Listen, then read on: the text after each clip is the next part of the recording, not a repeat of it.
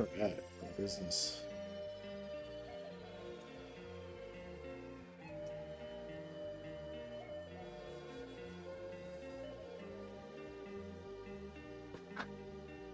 What are we doing today? Today we are storyboarding.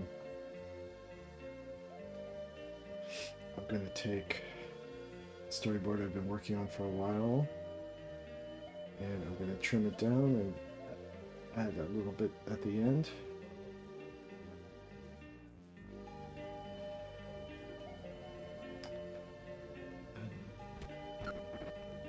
So I'm gonna cut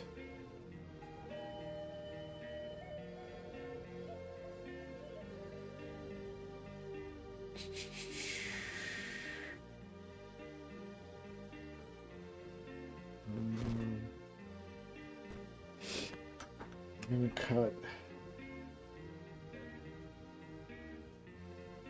the opening, so I need to make this shorter.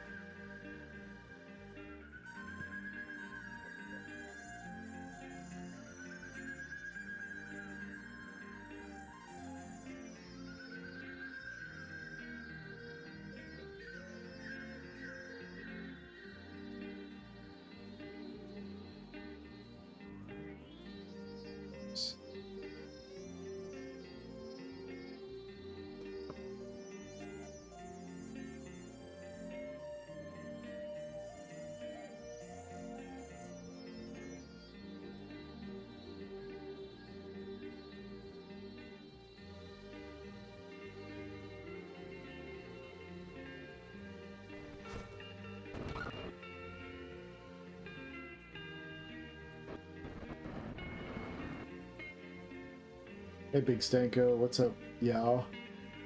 Yao?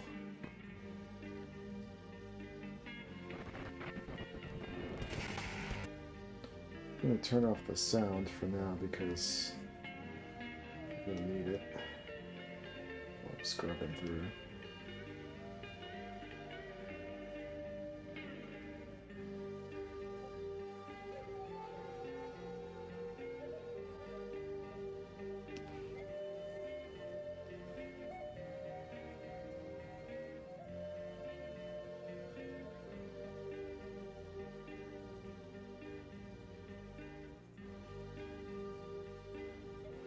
Hey, okay, Titus. What's up, man?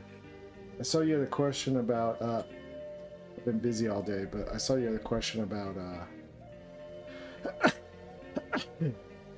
sorry. I saw you had a question about publishing, book publishing or something.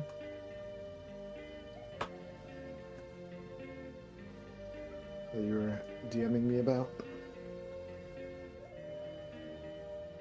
Let me see if I can get this camera correct.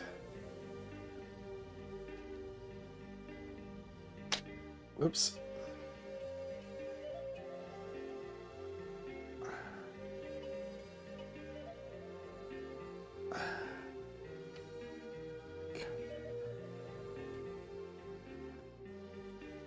Yep.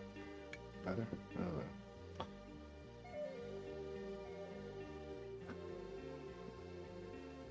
Publishing deal on the table? That's cool.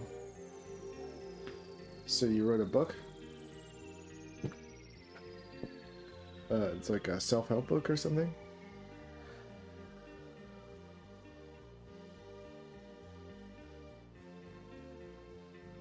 Is his mic quiet or is it just me? Let me see. Check, check, check. Can you hear me? Is that okay? I can turn my mic up a little bit. Hello? Is that any better?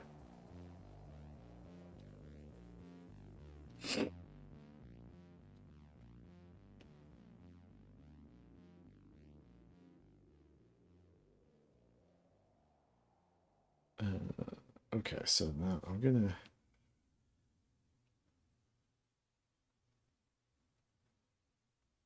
Okay, I gotta cut this. Cut this.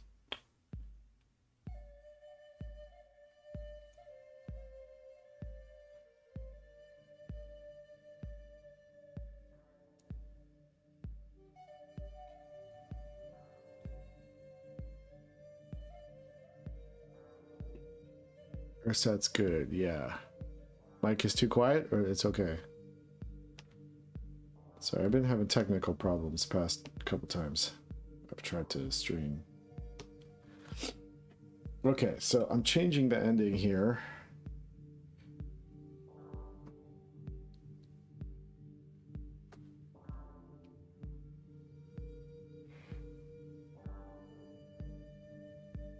Yeah.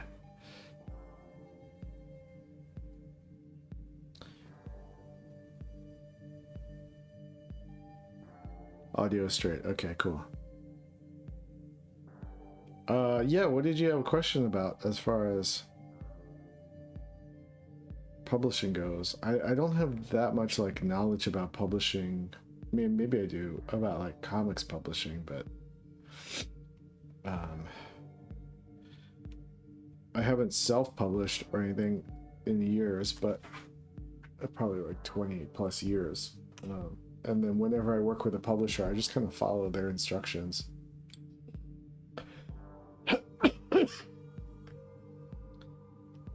Okay, so this guy is gonna, let's see, I need this shot, not this shot.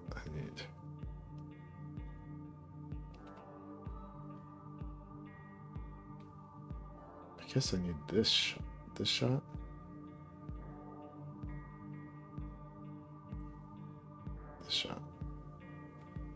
Okay, so I'm going to duplicate this, move this over here.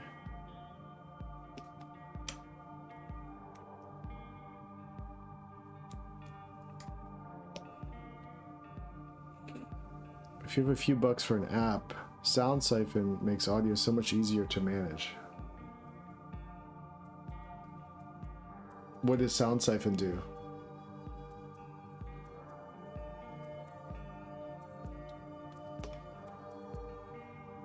Hey, Pressure Matt, what's up? How do I draw so cool and good? I don't know. I think it's like pretty. That's like pretty relative, I think. I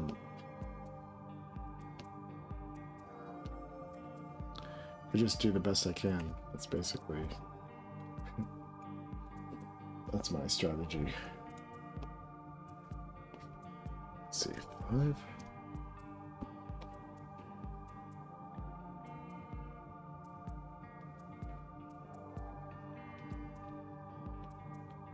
So we got this, and then we've got Sunday in here, and then he's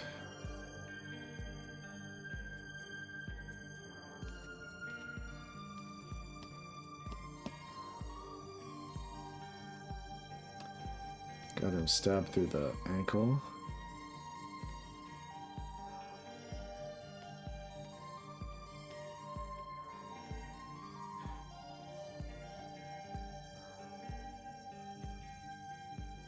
Okay.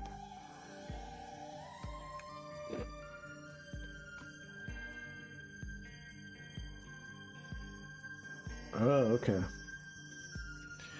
Is that an add-on for OBS or something, or?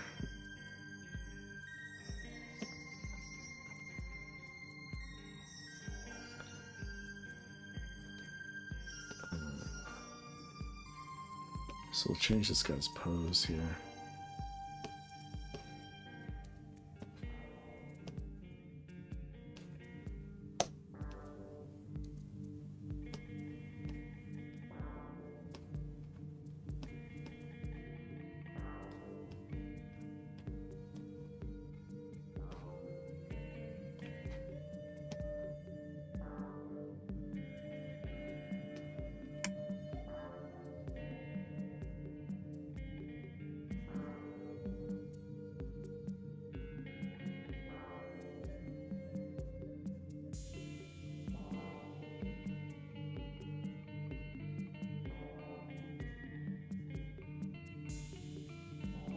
Got some kind of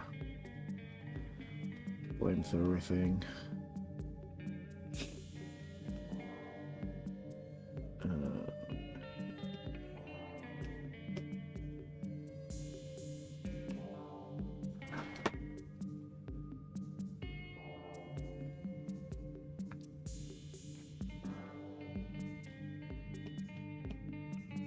And then I want him to have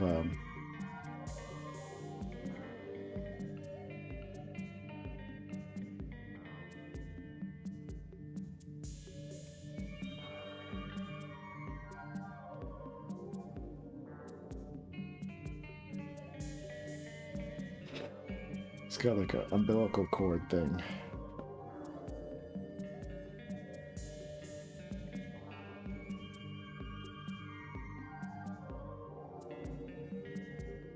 So maybe he needs to hold the flamethrower in the other hand.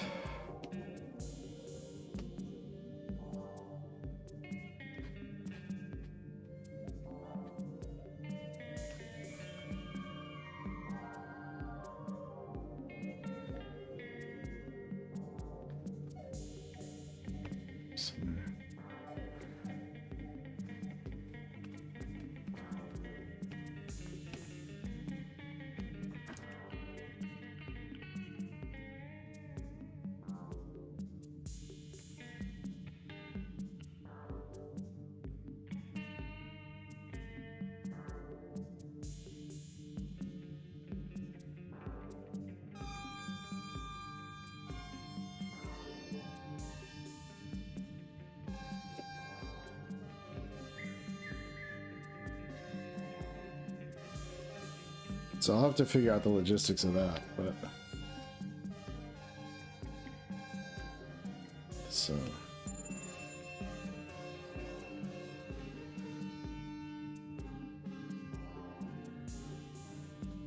still missing information. But okay. So then he reaches back.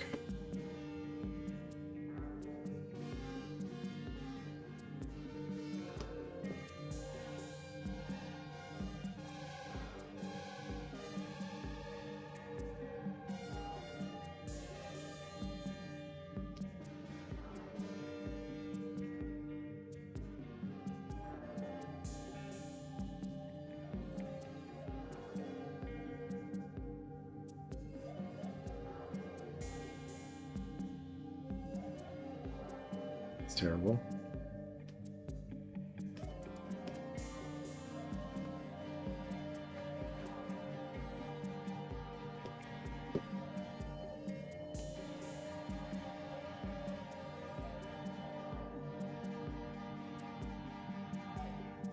Okay.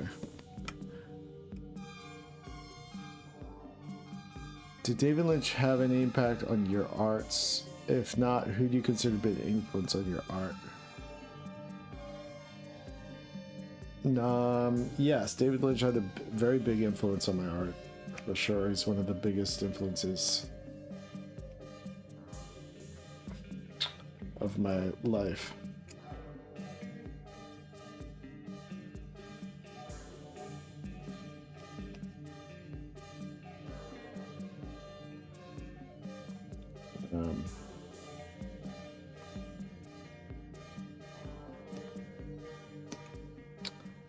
I think the first thing I saw of his was probably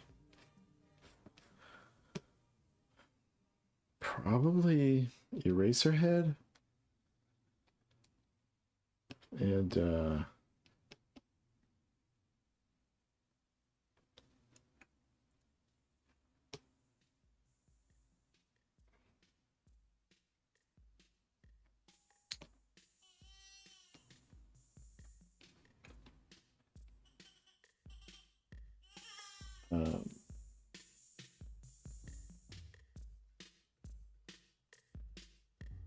yeah, it's just like everything else from there. It was just watch everything David Lynch. Try to watch everything David Lynch has ever done,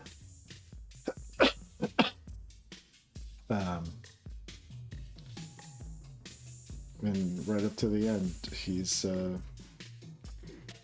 one of the last great artists.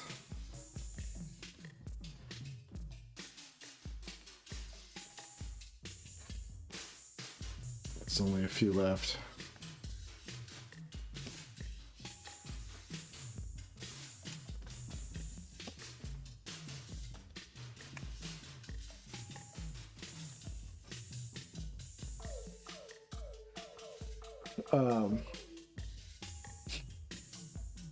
Everyone else is just faking it. You know?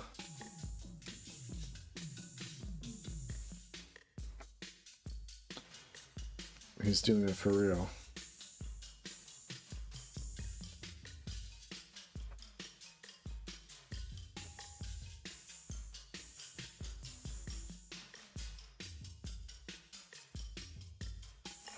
At least in the world of film.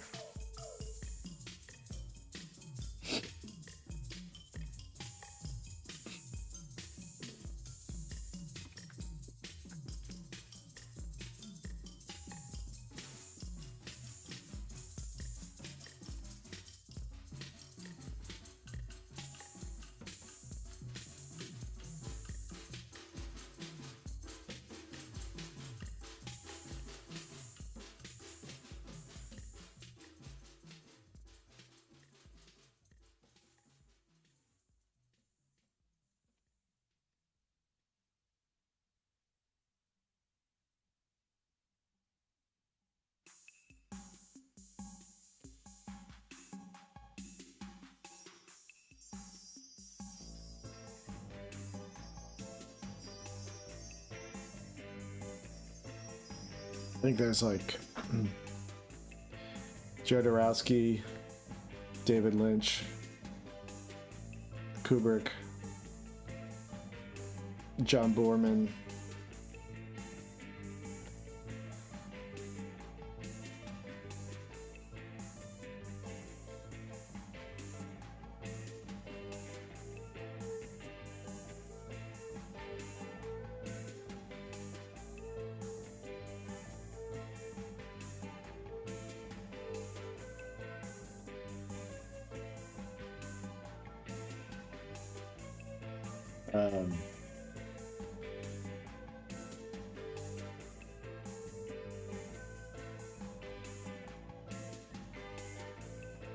At one point in time, maybe you could say Coppola.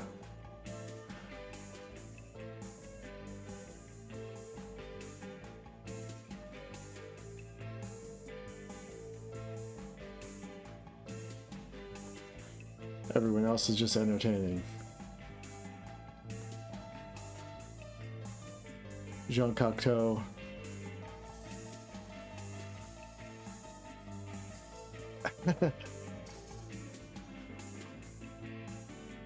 Oh, this film gets better. Well, I mean, you're also watching, are you watching it while watching my stream? That's like crazy.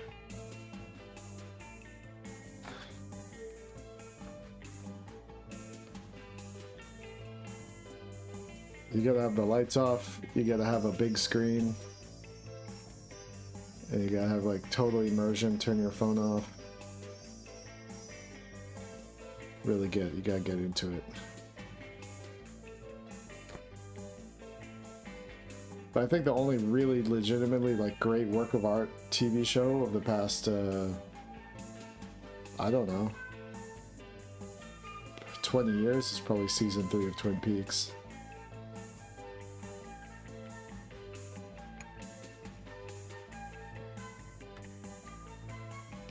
Everything else is just entertainment.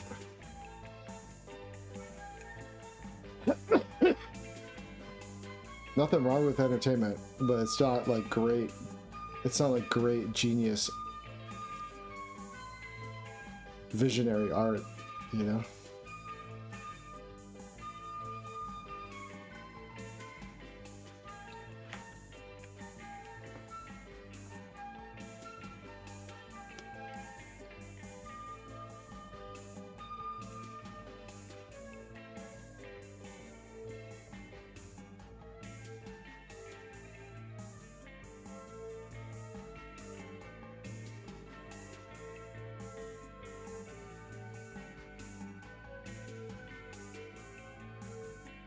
Oops.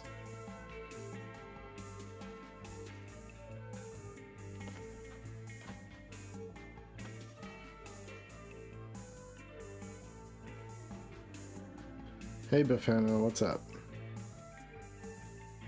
All right. So now he's gonna get sucked back here.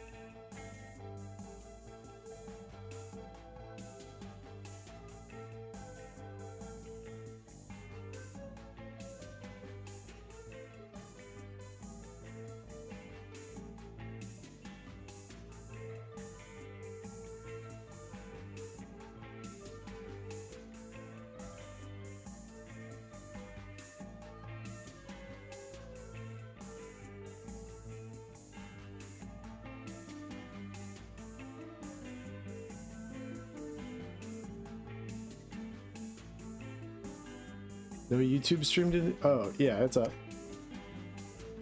Making me scared there.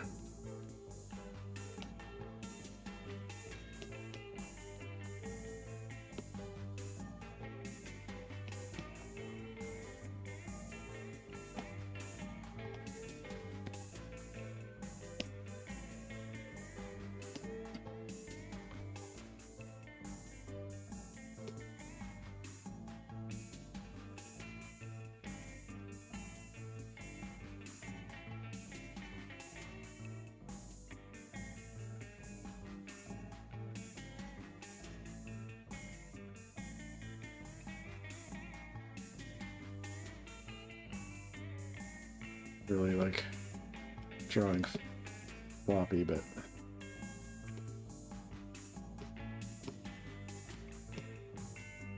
hopefully you guys can see what I'm getting at here.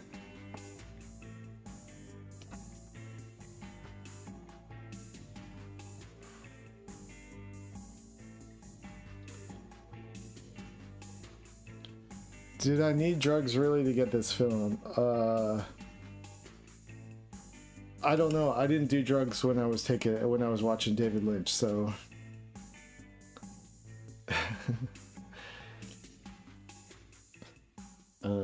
but maybe you'd want to start with something of his that more accessible, so you probably start with like a Blue Velvet or something.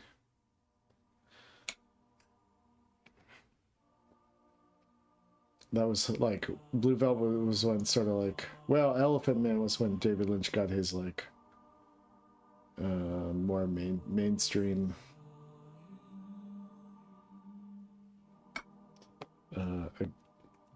recognition, I guess you could say.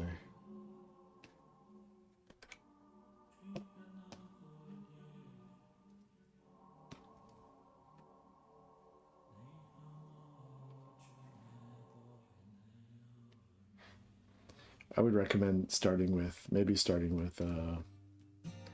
Blue Velvet.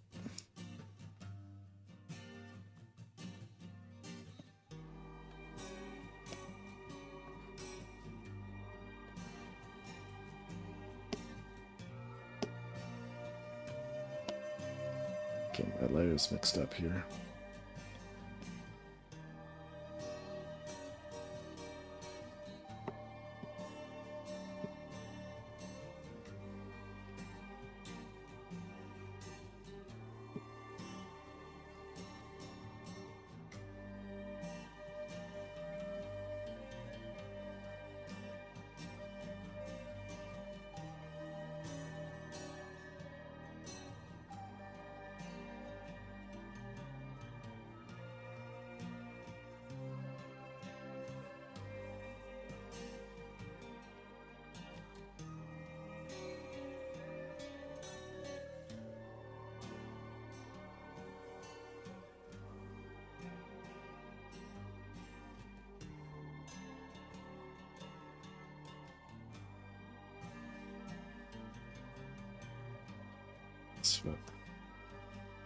Do that in a second.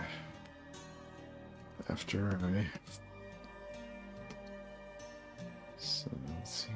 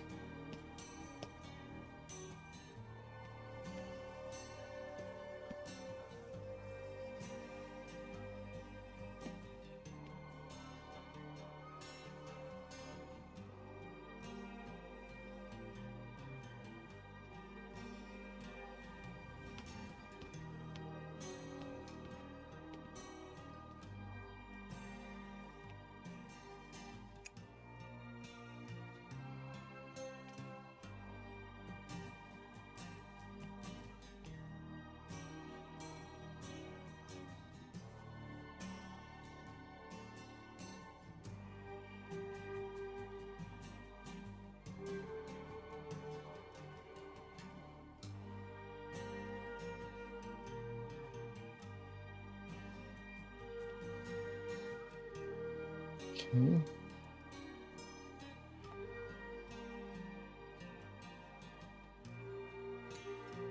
Now let's see.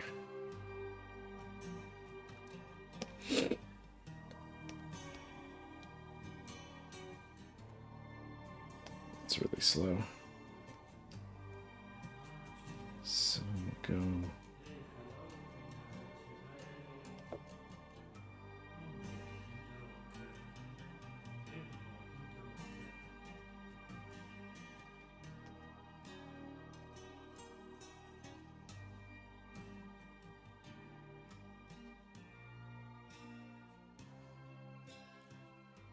Is this 10 frames?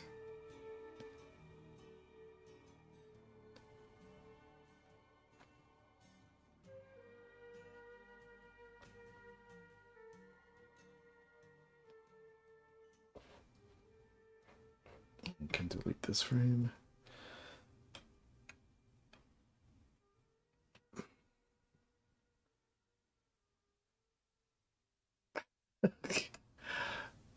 I don't know. I don't know what to say. Okay, I mean, you know, different strokes for different folks, I guess. You know how, you know what I mean?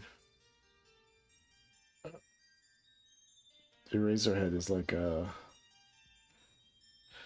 underground classic, man. Okay, let's see. 3.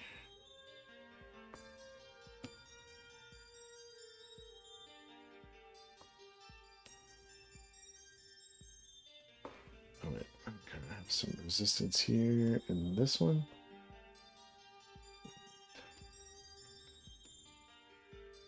Maybe here and then.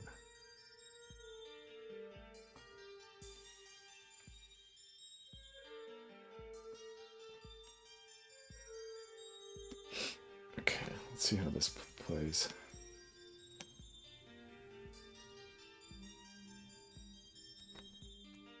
All right.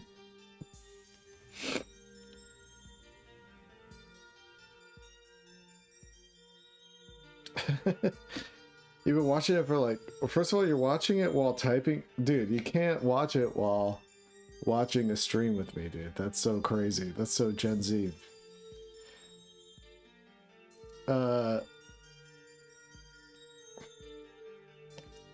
You gotta give it its due, you know, its due respect. It's not like content.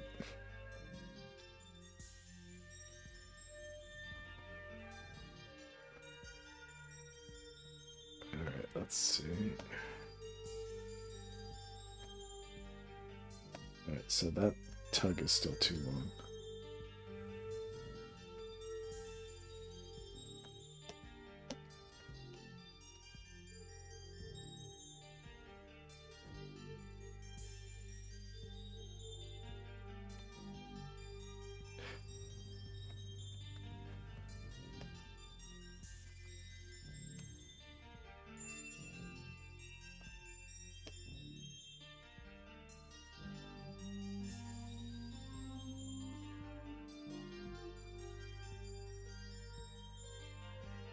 That's good enough for now, I think.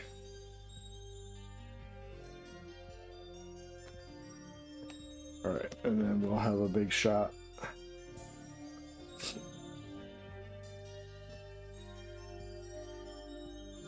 Which short am I planning to finish first?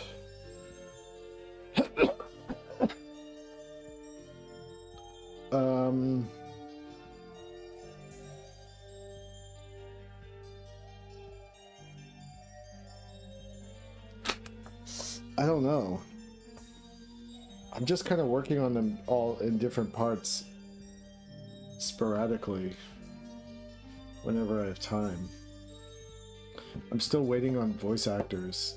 I gotta line up these voice actors.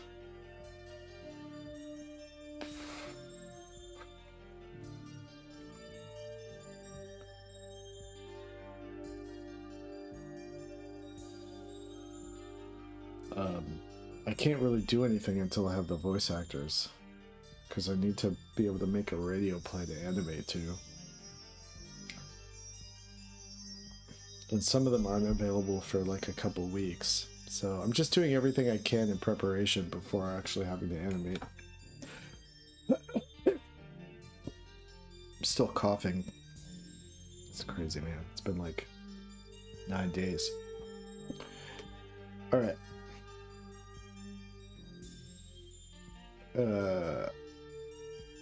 All right, so let's see if we can find a BG that I can use here.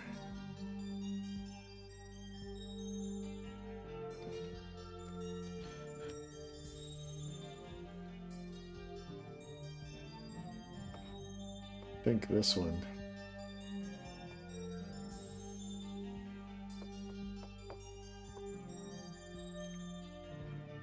Okay, I'm gonna use this one.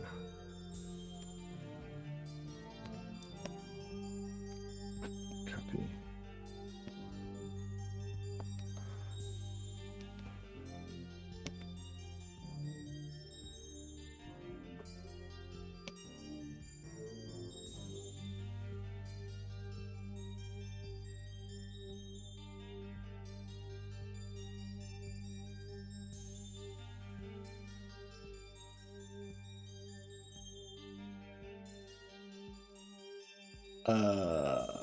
Bukowski, Ye, and Dune.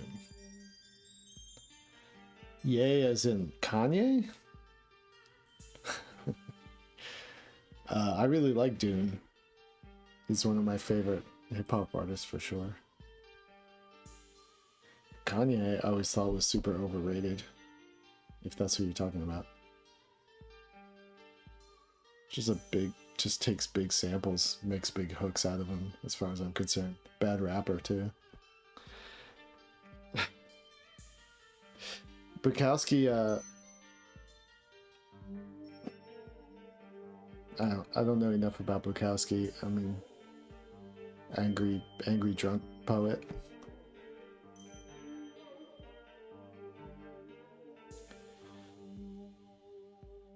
I watched a movie, was it called Barfly? That was sort of like loosely based on Bukowski's life, or a moment in time in his life, with Mickey Rourke. That was really pretty good movie.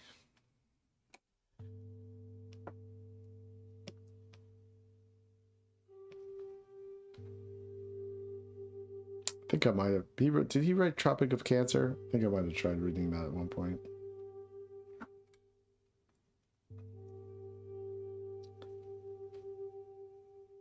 Oh, their existence, not the artworks.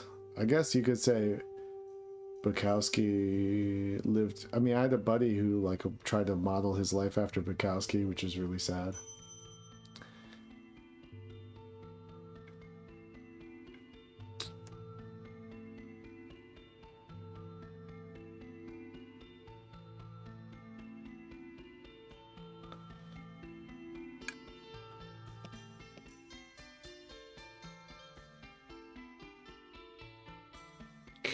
Let's see here. I'm gonna combine these two layers.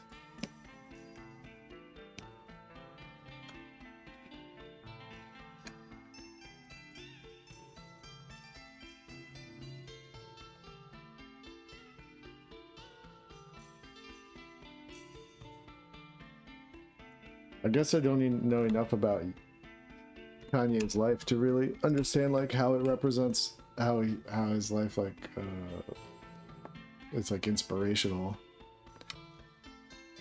art wise, an art life, a lived art life.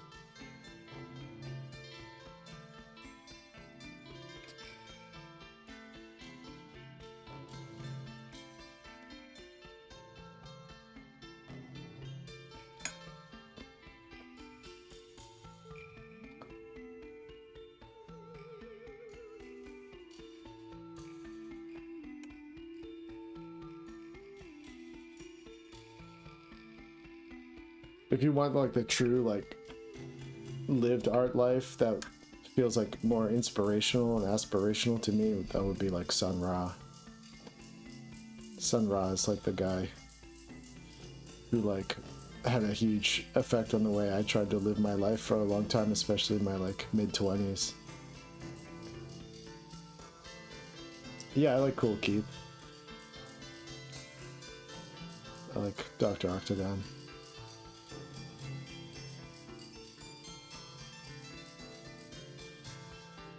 What's up, K-Dot? Cadell?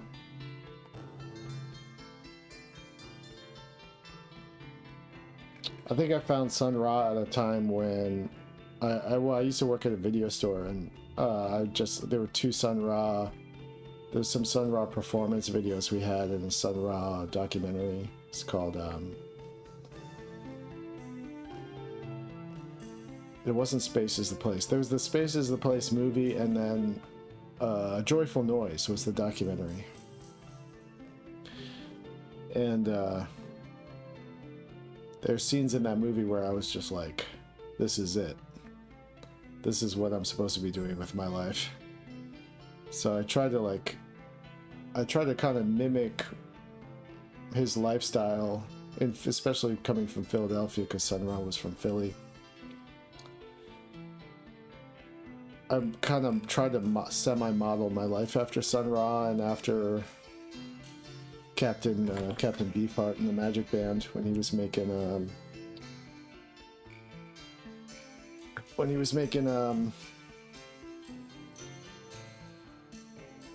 not Safe as Milk, when he was making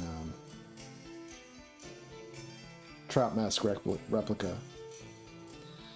And he had his band locked up in a house, and basically ran it like a Manson cult.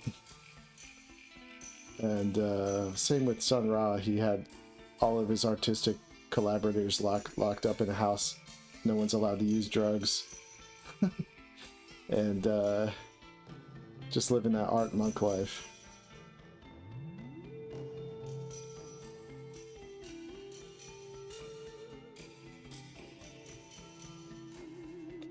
I think performative is great. I mean, Bukowski is performative. Sun Ra was like living at a time during like, especially where he came up, how he came up, where reality wasn't reflecting what was possible for human beings to achieve. And so he had to create his own reality in his own like bubble.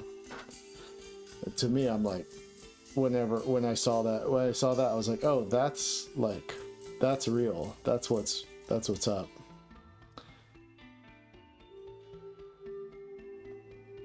Because we're being like constantly forced into this like what do you call it?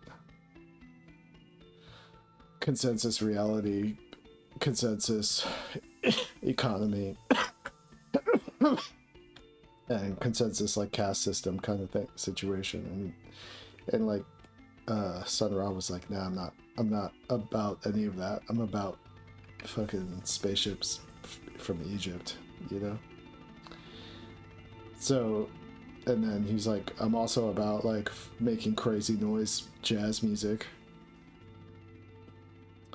and defining the parameters of existence by sheer force of creative willpower. To me, I was like, that's real.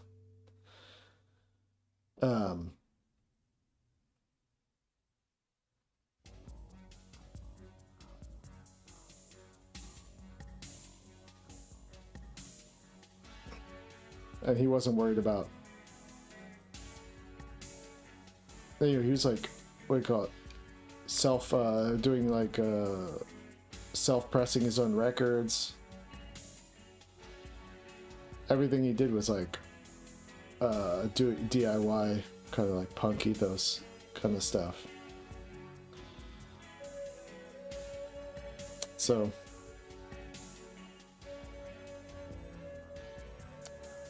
to me, that's like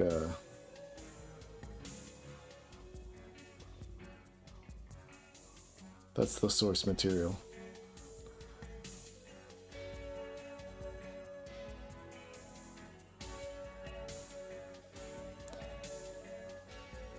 Percatric? No, I don't know. I don't know it.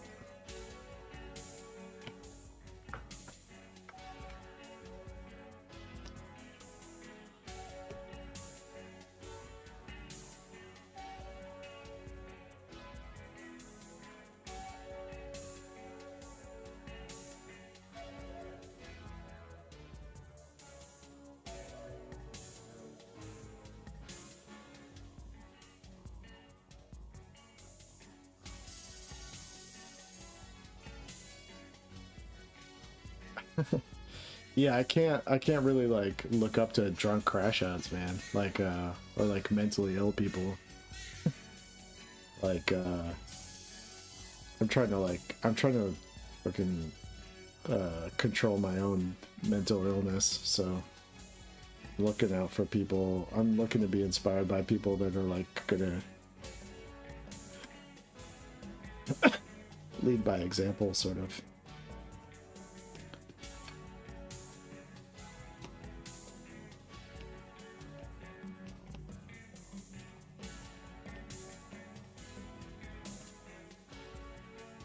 Not that I haven't like enjoyed the art of people who've been like had fucked up lives or anything like that. Like I really used to listen to lots of like Daniel Johnston all the time, and I found a lot of inspiration from his music. And that guy's like had serious problems.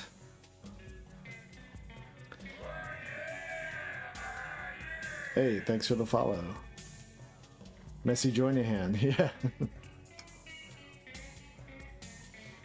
But I'm always, at some point I was like, I need to be inspired by people who have, I feel like,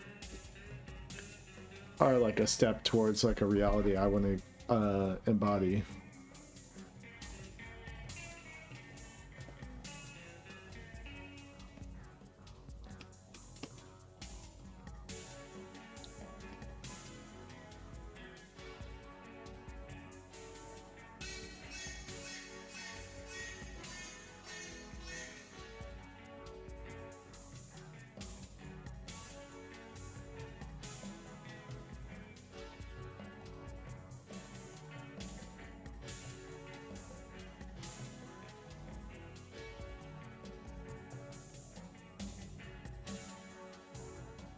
And even though like David Lynch, I'm slightly suspicious of David Lynch's like the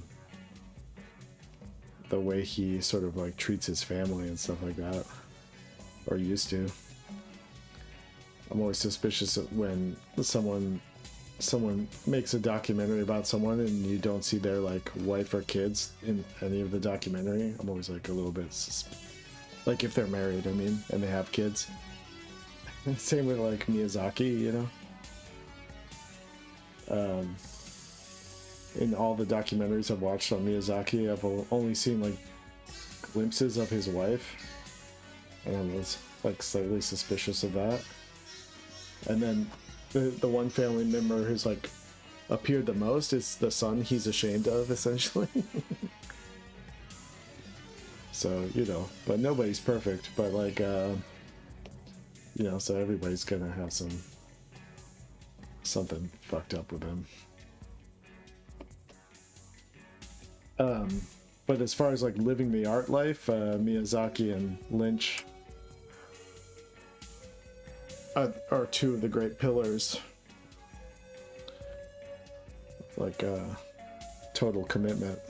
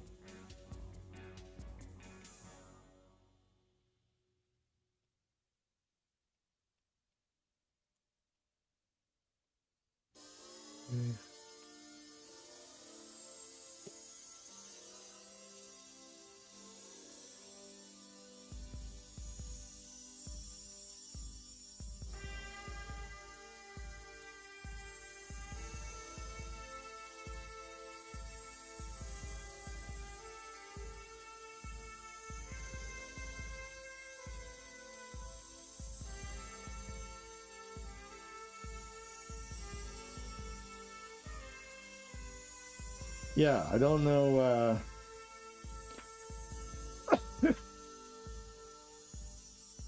Hey, Pen, what's up, man?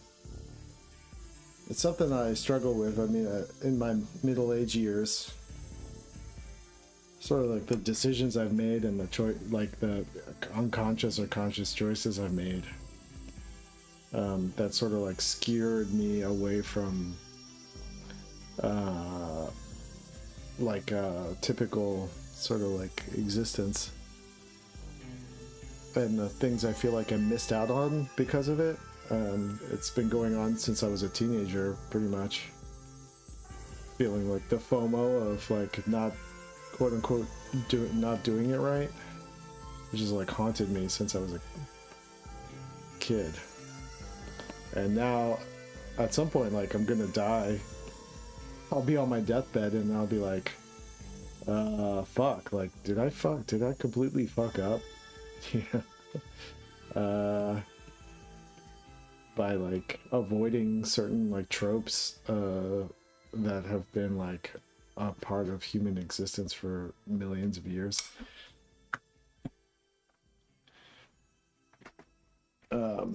I don't know, like sort of like breaking that continuity. I feel the pressure of that like all the time. Keeps me up at night. Like,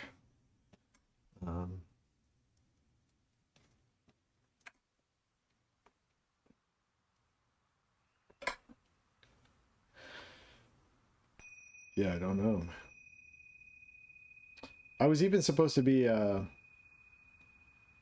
godfather to a friend of mine's kid, and it just like never. I was like, am I your kid's? I don't think I'm your kid's godfather. I don't think we ever have. We've hung out like twice.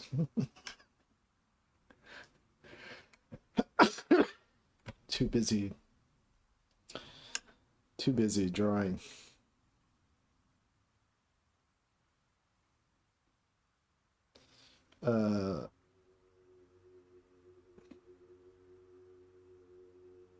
Was discouraging listening to how black-pilled Miyazaki was regarding traditional art and how it's produced modern. I don't know what that means. I could see describing Miyazaki as being black-pilled, though. I mean, he's definitely like a pessimist. Oh, fuck, you gotta go to the doctor? Shit. Maybe take a break. Go to a, well, yeah, go to a PT. I'm getting I have a PT coming over on Thursday, actually, like a house physical therapist through this app called Luna PT that takes insurance. Because my back pain is like so bad. But I found this like physical therapy association that like does home calls, so I don't have to drive out to Glendale or something to find a physical therapist.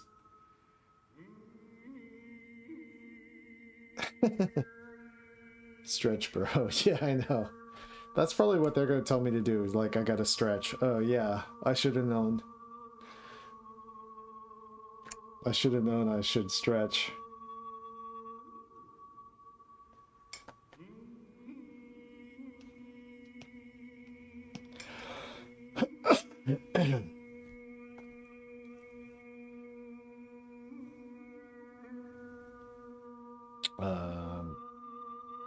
Okay. Goggins stretches 2 hours every night at 3 a.m. Are you trying to get me on the Goggins program, bro?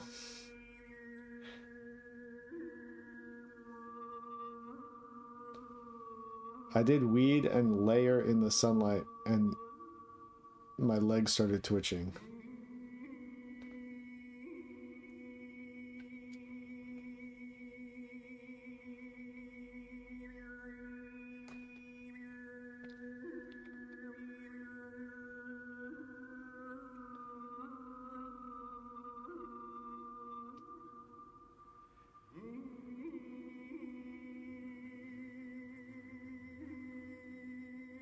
What triggered my sciatica? It's been slowly getting worse for like 2 or 3 years. I don't know what does it. Probably bad posture and sitting in a chair all day at a desk, at a computer desk. But I have like bad shooting nerve pain that goes from my hip down to my ankle.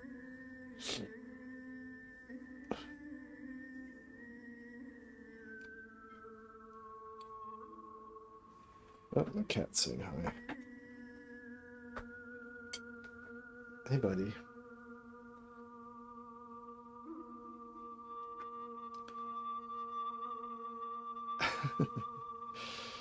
Goggins is interesting because he's like definitely like emotionally extremely damaged person, and he's like threw a giant band-aid over all of his problems by exercising.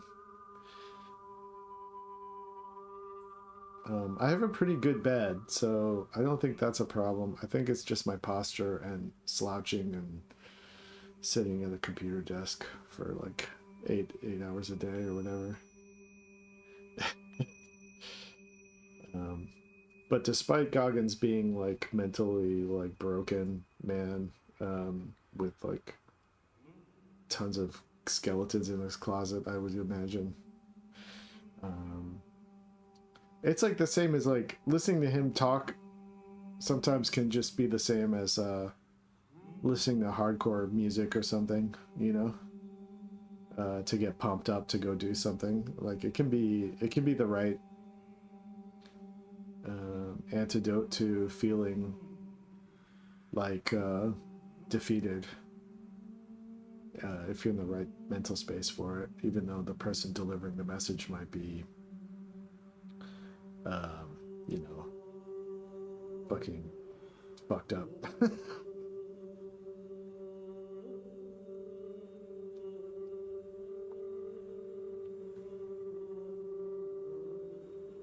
Yeah, King Tryhard, yeah. I mean, but I feel the same way about like Henry Rollins, you know? But sometimes I'll put on some Henry Rollins to get fucking psyched.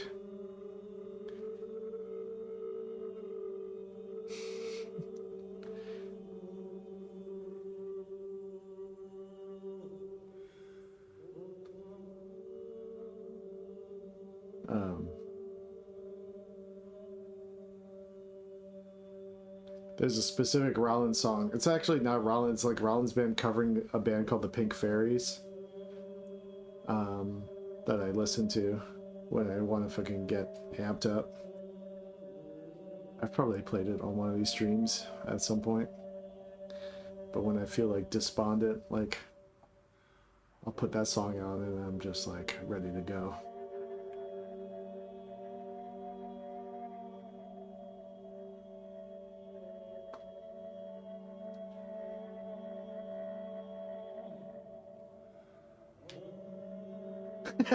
Yeah, you've told me that story.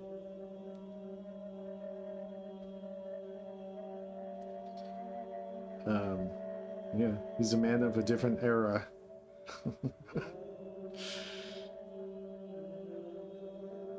Some of that Black Flag stuff can get pretty gnarly.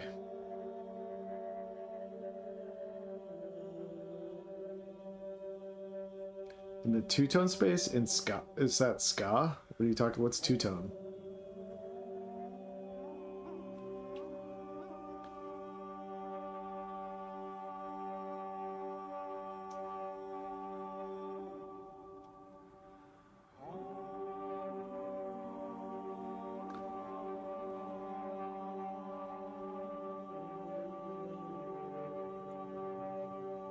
Sharp. Sharps like anti-racist skinheads or whatever.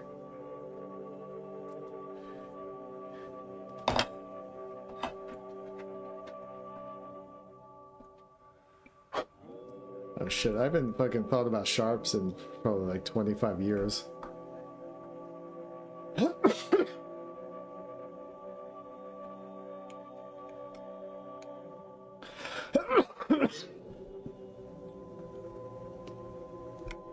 Alright, let's see here.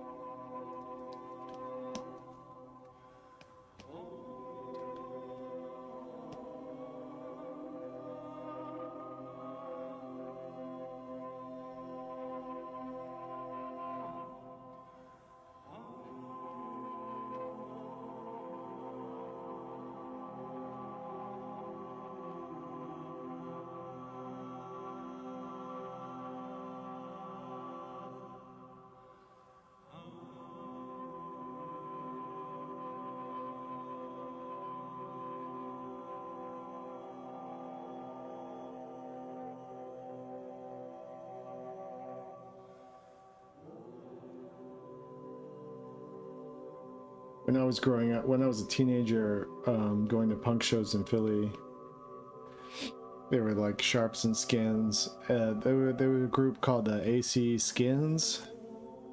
These skinheads would come down from Atlantic City and start fights at hardcore shows and at crust punk shows. And then they would battle the Sharps, I guess. But my impression of all that kind of stuff was like, it was just a bunch of people that like to get into fights, basically, regardless. Just people, teenagers, you know, looking for action.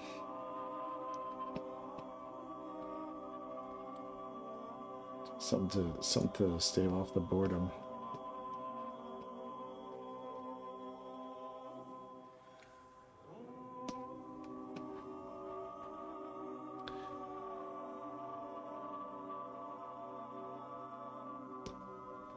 But that was kind of the reason why I stopped going to hardcore shows and crust shows and stuff like that. I got tired of all the fights breaking out. And also the music was like overall pretty dumb, in my opinion. Although I've like kind of come back around to some of it, some of the hardcore stuff. But kind of moved on. Got more into listening to Yes. I went from listening to like punk and hardcore stuff to listening to prog rock and free jazz. I think that happened to a lot of people. Not a lot of people, but I knew a fair amount of people that happened to.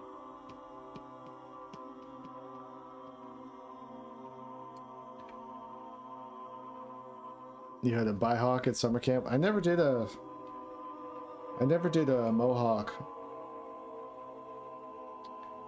Although a bunch of my friends did. I was more like cut my hair with my own scissors, choppy, post-punk style.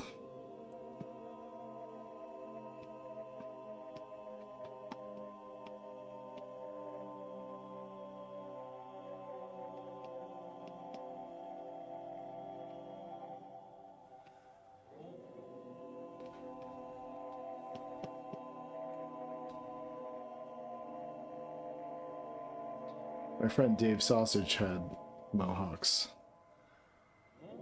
Dave Sausage, named after, was the guitarist in my punk band called Anal Sausage.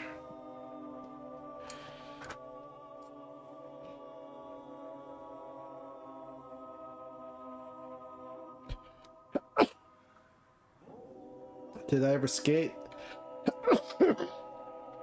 Yeah, a little bit. I always like inherited. I don't think I ever bought a skateboard. I just inherited skateboards from my skater friends when when their boards got raggedy enough, they would just give me their old skateboards. And I tried skating like here and there. My neighbors were all skating and stuff, so my neighbor Ryan Gagliardi and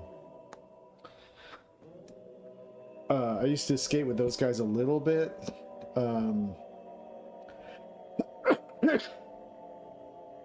but I never got good. Like all I could do was ollie and do like shubbits and 50-50s.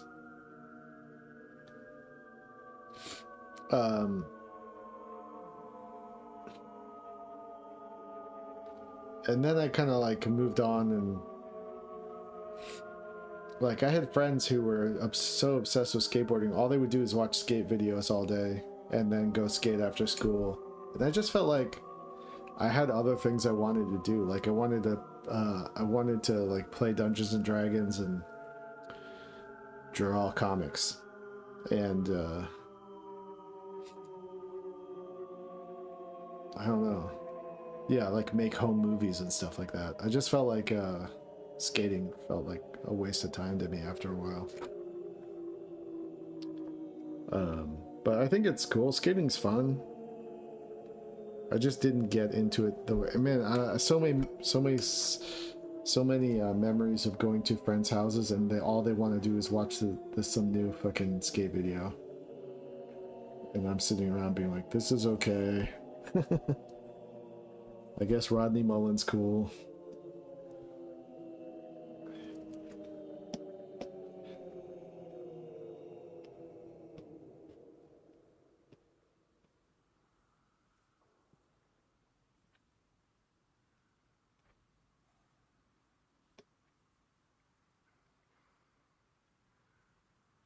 Did I do devious tricks in high school like steal toilets and paper towels? Yes. I would toilet paper houses. Do doorbell, what do you call it? Doorbell Dixie. Leave shit outside of people's houses, all that kind of stuff. We used to like go spray paint dicks on sidewalks. I don't know. You know, all that kind of stuff.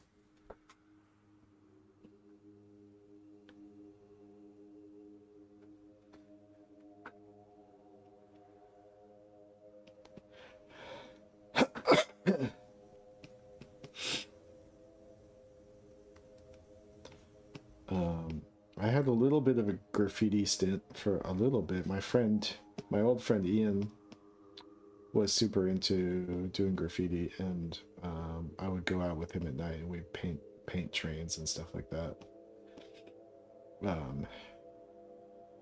I did that for like probably a couple summers with Ian, maybe.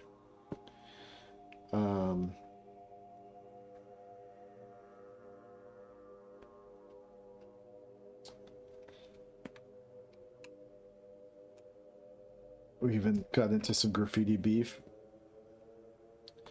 with this dude named Nope, and I really thought he was gonna come kill me. Him and his posse.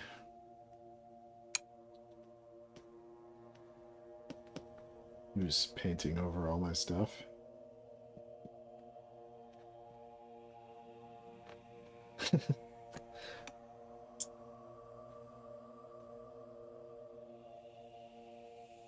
Yeah, you would boost projector, laptop, camera, things you peeps couldn't get for you. Nice.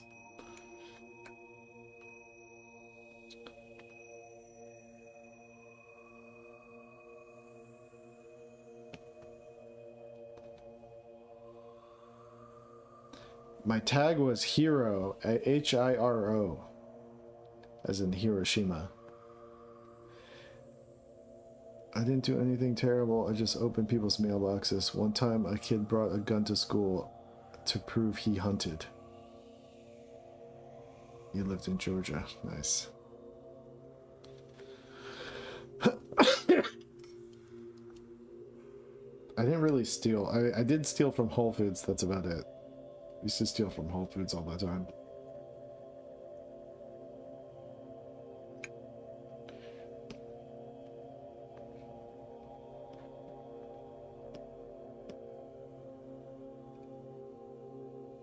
I needed that Whole Foods maple syrup for my pancake parties at night.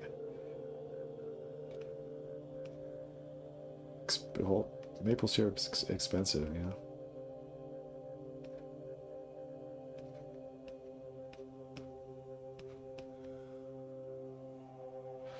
And then my brother got caught stealing from Whole Foods, and he, I think he was in jail for a night.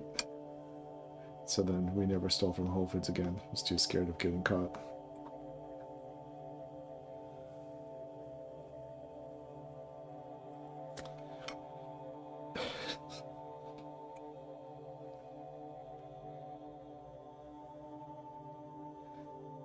There we go.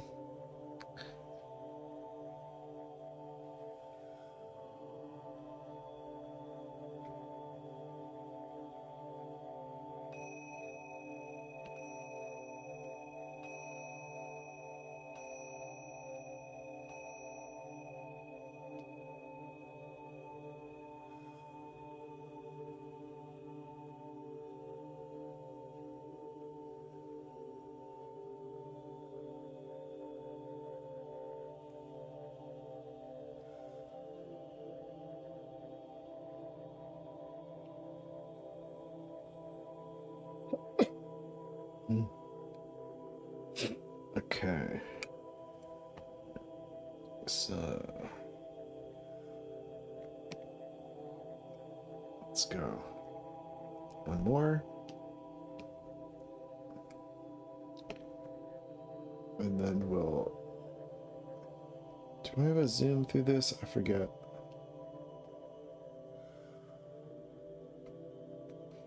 Not really. Okay, cool.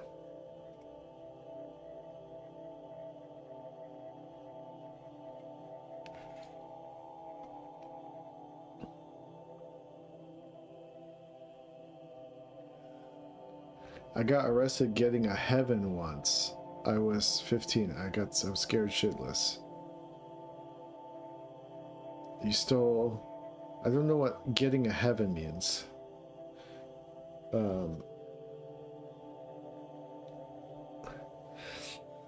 I stole Men in Black 2 DVD from Barnes & Noble. Nice.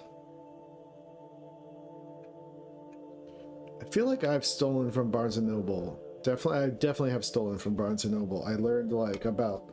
They would put magnetic strips in some of the books. So you had to keep a lookout for those magnetic strips.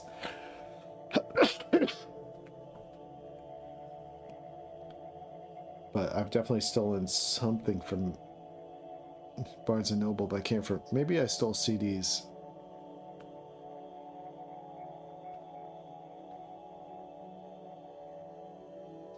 A kid once tricked my friend into drinking vodka and he threw up and had been suspended.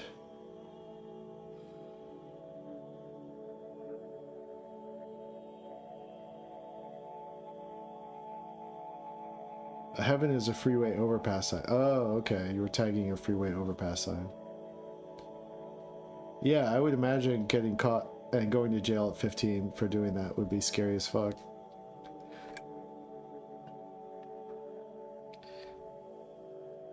Alright, let's see.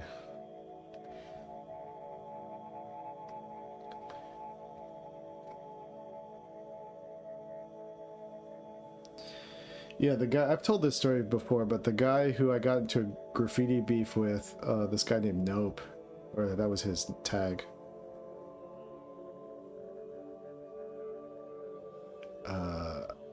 Yeah, they're called gross ups. Pith crew.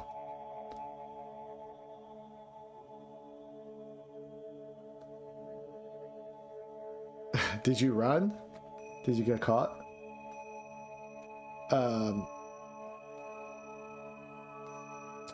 The guy I got into a beef with, he was painting, like, I would do these big pieces on abandoned buildings and stuff like that, and with like, I would carry around like house paint with me and stuff, and do these big, kind of like mural paintings. And then Nope would paint over it, like within a few days when he saw it, if he saw it.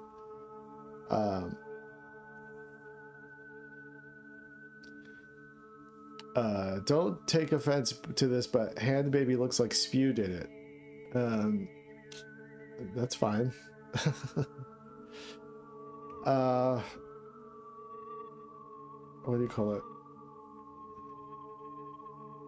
Was I saying? Oh yeah, so we got into such a beef with this guy Nope that we made a zine, a disc zine about him, and every page of the zine was making fun of him in some way, and then we like distribute it throughout Philadelphia in order to like shame him out of existence for tagging over our stuff. And then I think it was like kind of over after that, because all of his friends thought it was funny. So that's how I overcame the beef.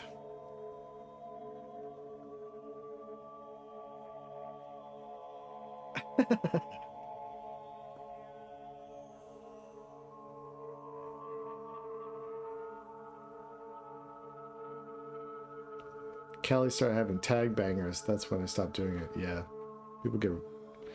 people are too serious, man.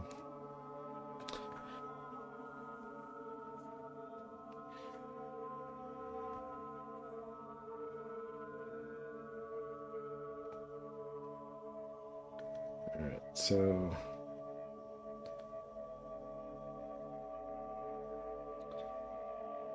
Pen, I've walked out of Barnes and Nobles like and had the beepers go off even though I didn't steal anything. So I was like I always felt like they wouldn't pay attention anyway. They'd be like, "Oh, it's just messing. Security's just messing up again." So you probably could have gotten away with stealing that Men in Black DVD, and they wouldn't have stopped you.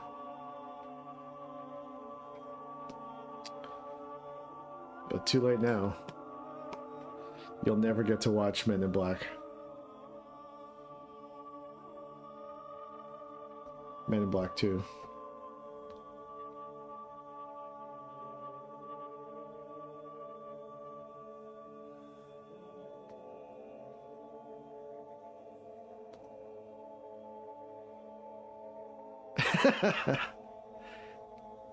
Yeah, your consciousness caught up with you, and you realize like what you were creating bad karma in the world.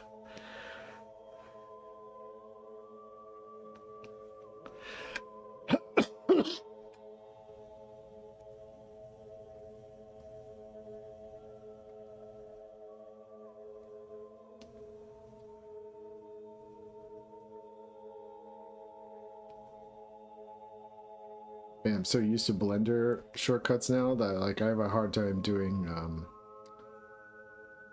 Apple Plus for zooming in. I just want to hit the plus button. That's such a dumb fucking observation, but it's true.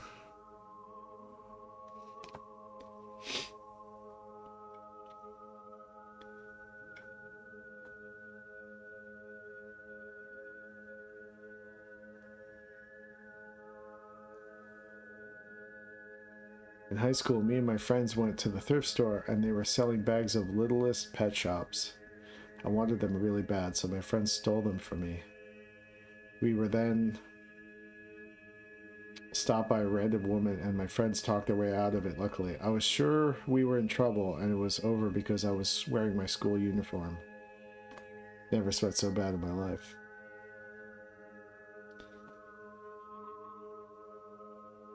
Littlest Pet Shop. I don't know what Littlest Pet Shops is. Is that a toy?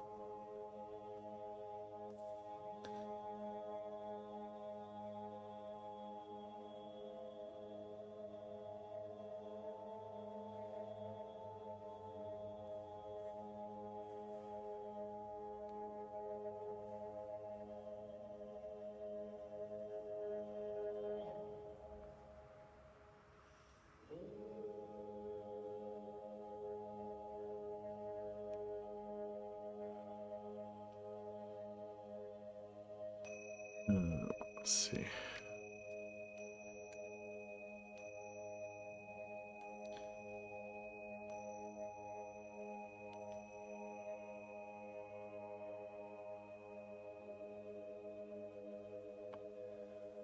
Small animal toys. Oh, okay.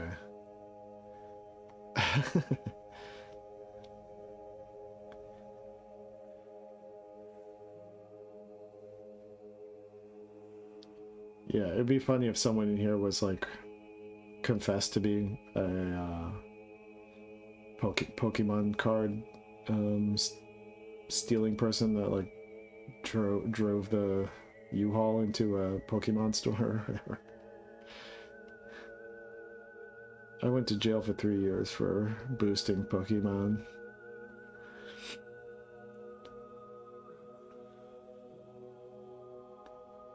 Maybe I've seen a few lesser detailed gross-ups in your storyboards in Adventure Time, but since you do hand-drawn multimedia paintings with airbrush paints, would you ever incorporate a detailed gross-up?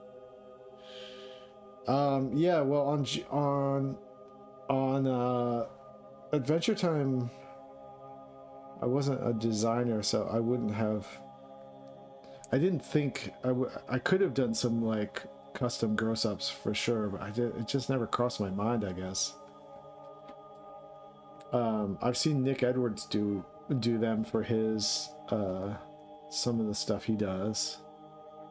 Actually, for the upcoming Adventure Time side quests, I did 2 or 3 storyboards with Nick Edwards, and he did some gross-ups for that, like custom gross-ups he did actually with pencil. And he does it in his personal work a lot.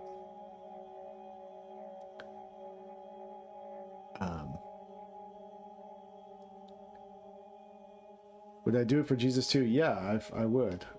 I think gross-ups are awesome. I just like never think to do them for some reason, even though I do love gross-ups.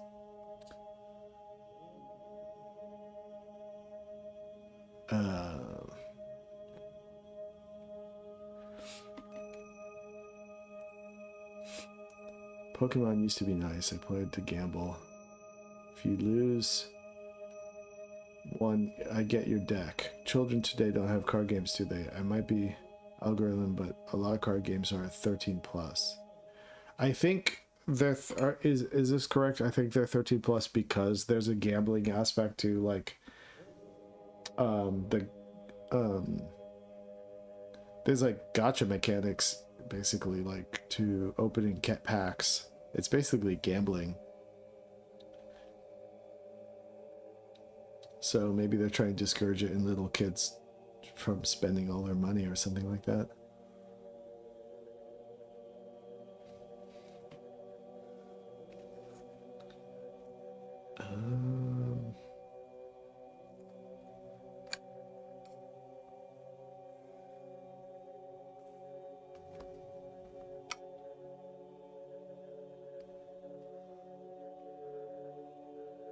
It's too much responsibility to collect Pokemon.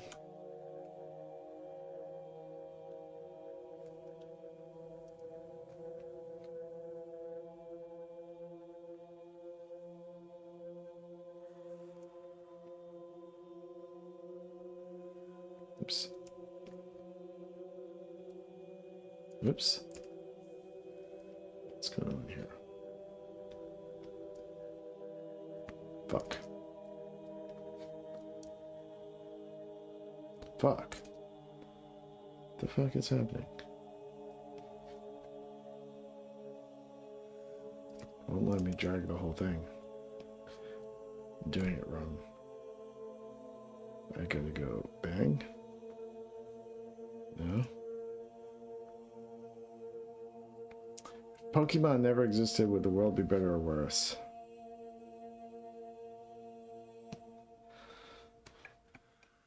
I don't think I think it would be the same.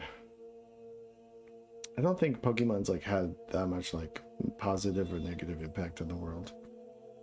I think it's just like just a thing people either like or don't care about.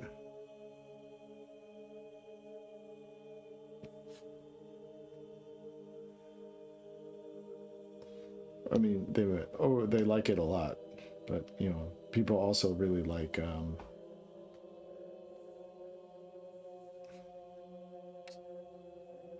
curling, you know, or whatever. They also like rock climbing.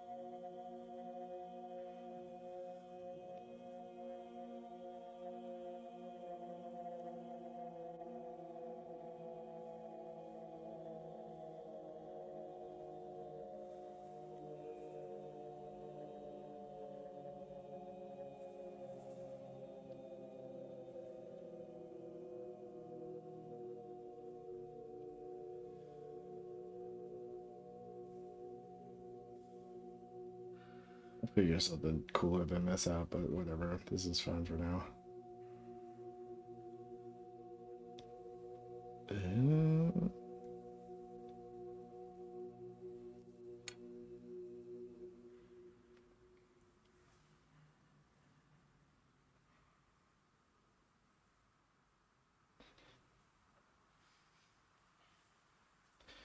All right.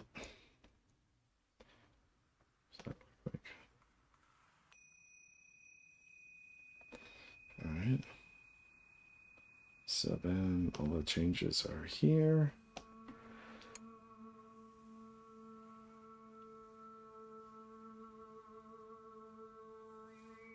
Oh, that's really slow. Okay.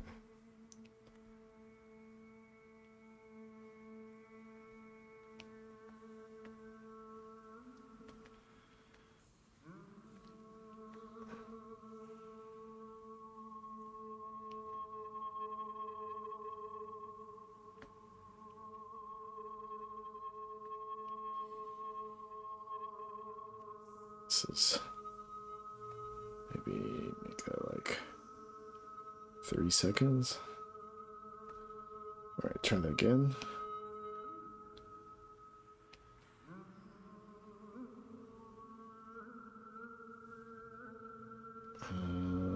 And this timing doesn't feel right. So 1, 2, 2, 3, 4. Let's do 1, 2, 3.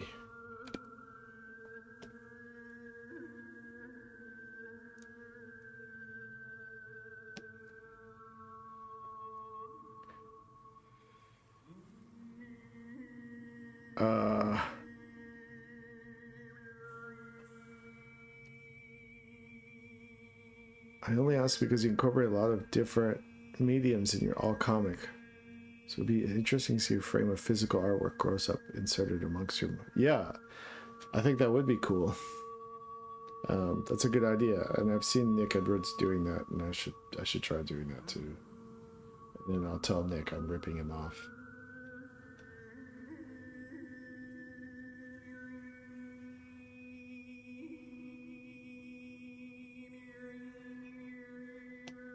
Okay, so that doesn't quite work. I think I need to go like this and then reduce this by, but yeah, I definitely think you're right. I think it would be cool for me to do some analog gross up paintings.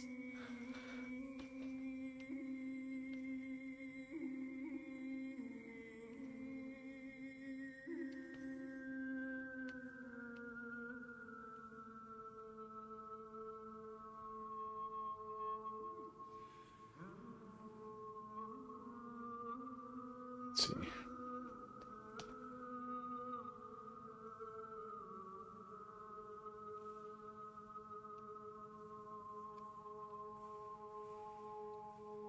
Still not right.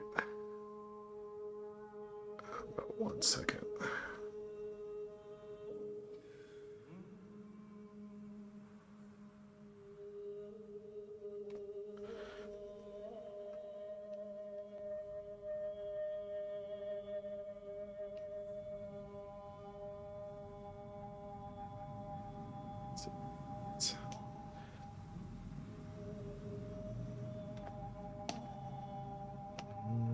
think I should hang on this a little bit.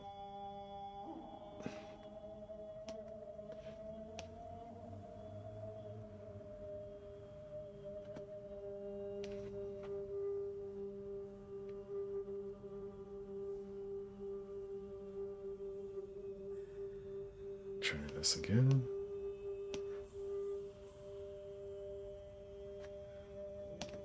It feels better.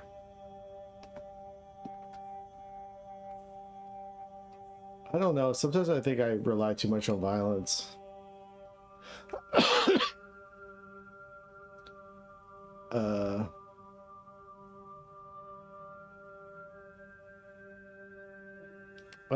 I mean, once you get the poses down, it's just like a matter of scooching the timing around to see if you're getting that energy right.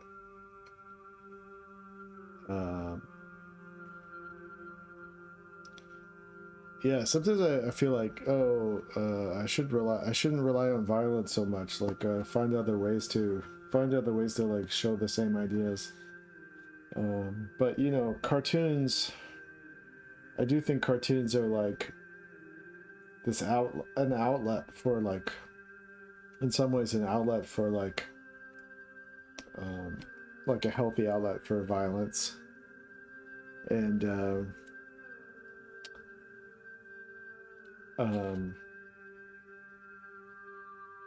in a way of like talking through, or like visually talking through like really extreme emotions and extreme solutions to problems.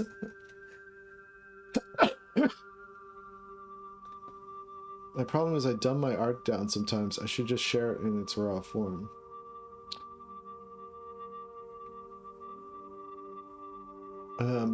If you feel like you're dumbing your art down, then you might be. But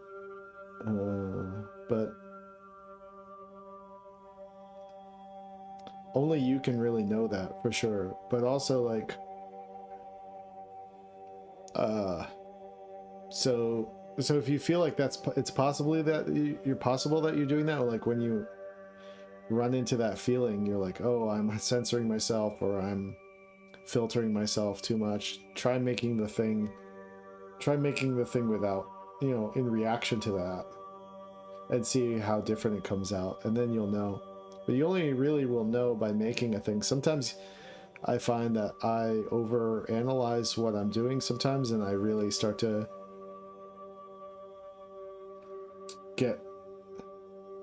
build an idea about my own work that might not even be accurate. I think tendency a lot is for artists to be self-deprecating, I think. So you have to know whether or not you're just beating up on yourself or not, or if you're actually being real, you know. I think it's so cool in dystopias where we see gross-ups, regression of life, and normal repair for buildings like Scavenger's Reign ecosystems, but for civilization.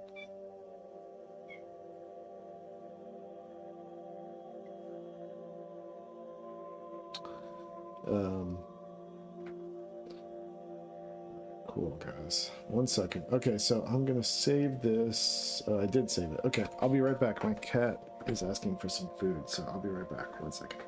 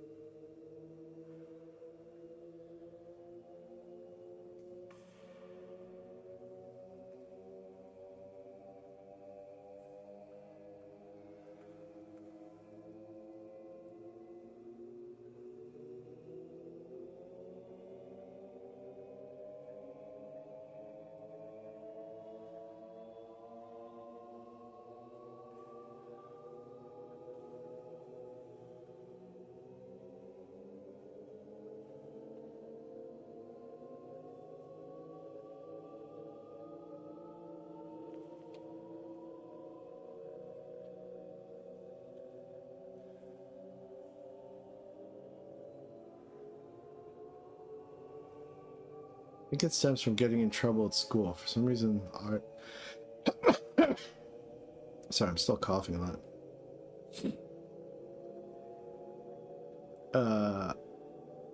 Art programs in my old school board wanted you to draw the same as everyone else. Felt very commercialized and samey.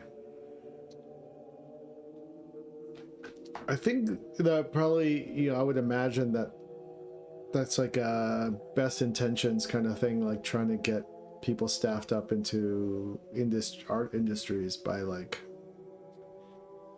being able to be part of a like a craft tradition or something. I can understand why they would structure a program like that way. I think the opposite way, art schools like that refuse to teach any sort of like passed down craft kind of stuff, and it's all conceptual, are equally damaging for kids who are spending thousands of dollars like in the hopes that they'll be able to be employable after college, you know, especially in this economy.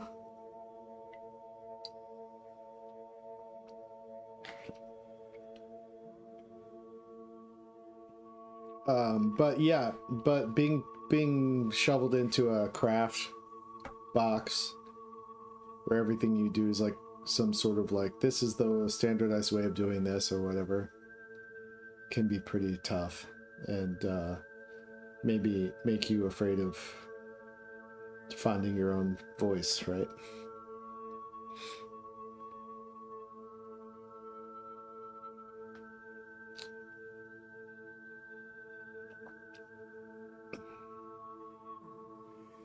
I think that's why I dropped out of art school. I went to Pratt foundation year and I just wasn't ready. I wasn't ready to be like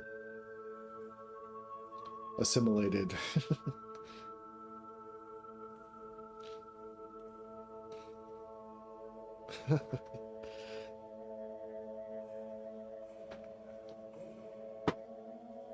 I think if I had been more mature and like felt more confident in my identity as an artist, I could have gone to art school and just completely just focused on fundamentals.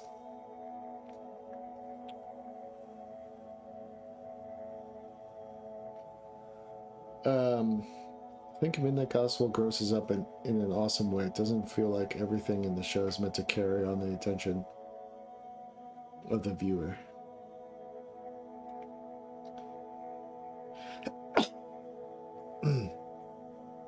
I was looking to a bunch of Blade Runner lore art at the last couple days and just invigorates my aesthetic lust for the theme of dystopian settings.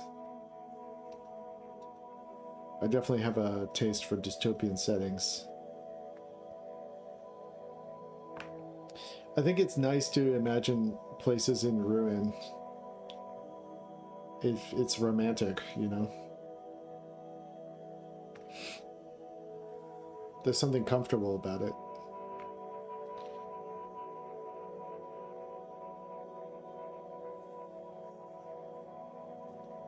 I think what's even more dangerous, Kado, is sometimes is that because people are learning so much off of YouTube and YouTube algorithm. Let me try to get this thought correct in my head here. Before I'm gonna say some stuff that I'm only thinking about in this moment, but so I think because so many people are relying, myself included, relying on YouTube for like instruction. Basically it's like community learning, but the best way for people to get their videos widely seen is by making really confident statements about what they're proposing. You know, this is the best way to like learn how to be a better illustrator in 3 hours or whatever the fuck they say to get your attention so that you'll watch their video. So then kids growing up who are straight learning from YouTube have like are actually like being indoctrinated into like art cult theory, like art cults essentially, like of like personality cults of like art influencers. Um, and so now they're being like,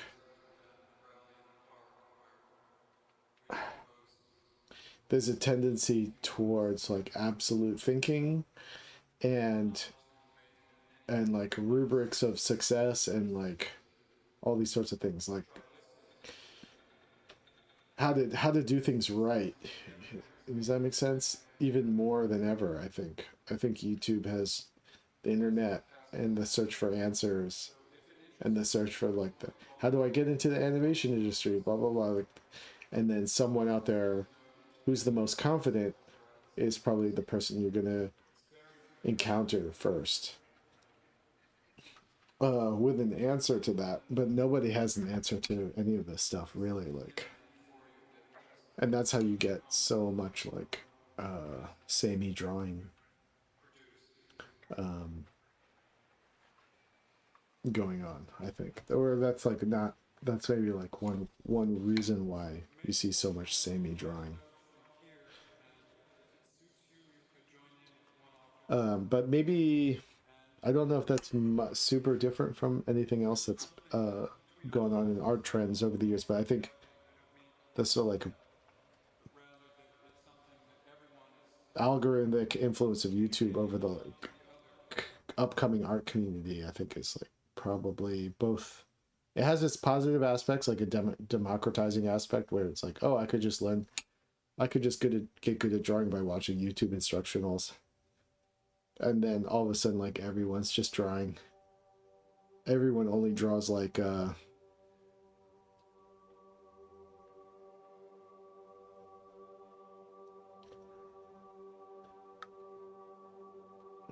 um like YA style, comic style, you know.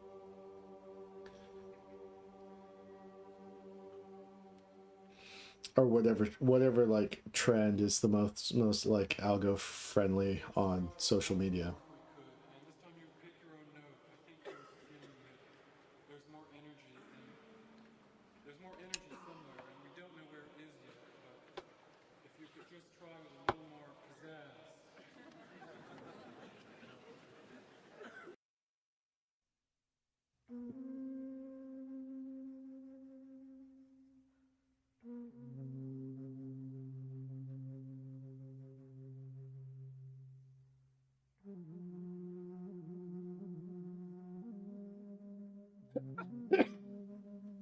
What was that? Was that in high school or something?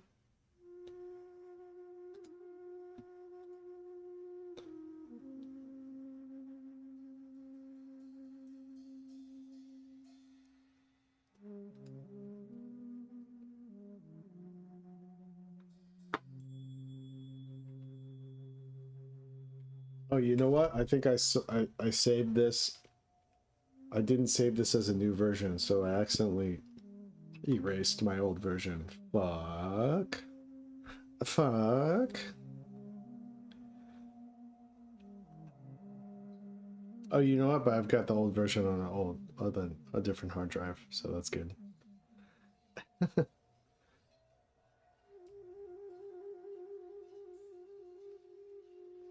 All right, let's see.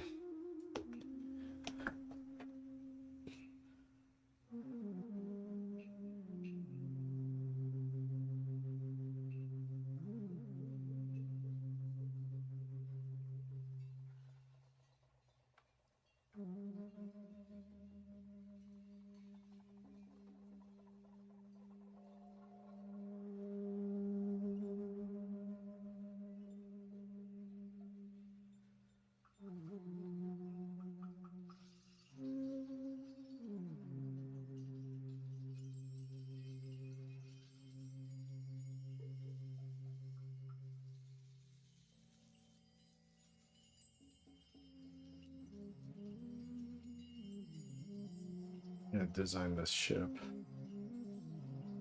I'm gonna design the ship in 3D, I think.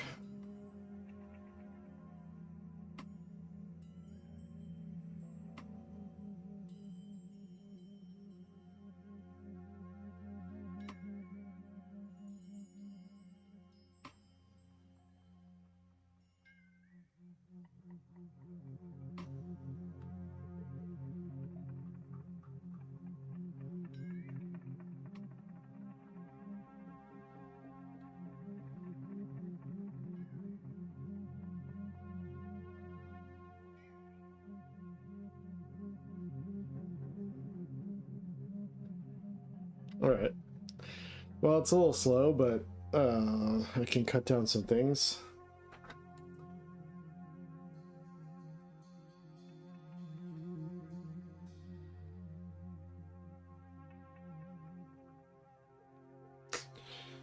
So I gotta design this. I'm gonna take a screen grab of this ship.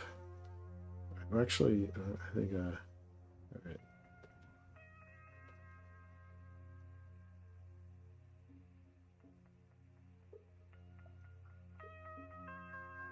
What a detailed drawing.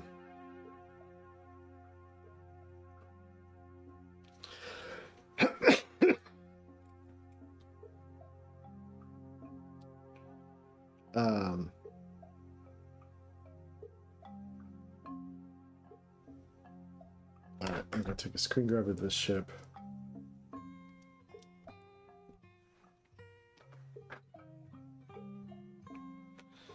And then I'm gonna try to design this fucking shit in Blender. I really don't know what I'm doing when it comes to 3D, like making stuff snap together in 3D and stuff like that. Alright. So let's save. I did save. Okay, cool. Let me check my old hard drive, and I'm going to save this as file, save as.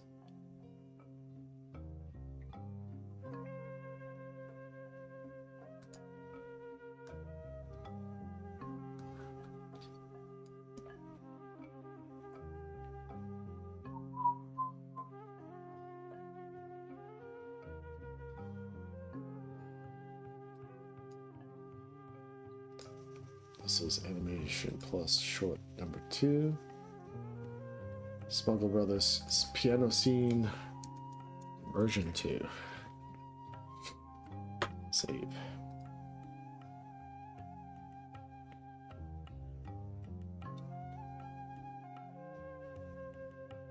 Yeah, I didn't do export frame because the ship is kind of cut off at the frame, so I just need a visual reference for it. I don't need it to be like size accurate.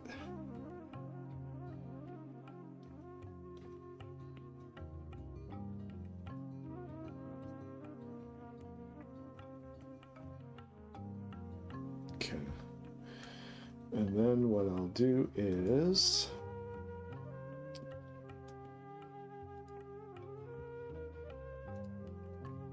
go to my third backup.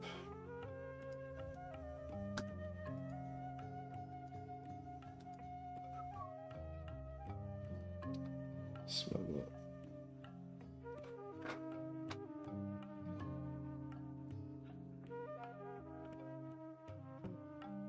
Okay.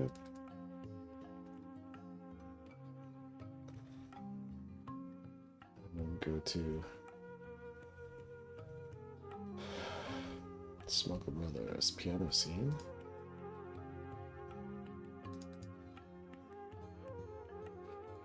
Okay.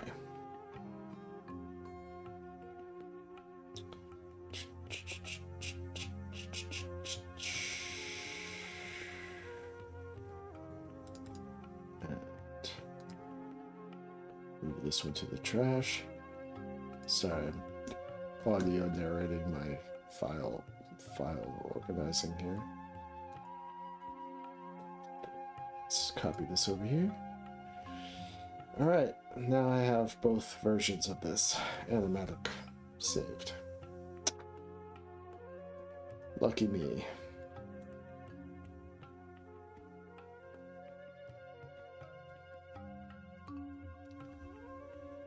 I can show you guys what I was doing in Blender. That I was having problems with yesterday. after I close this out. Let's see. Did I close Storyboard Pro? Yes. Okay.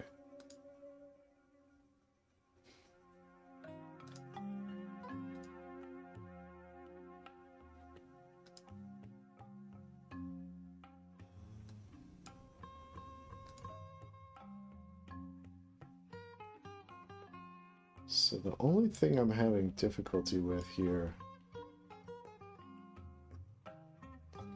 I made this skybox and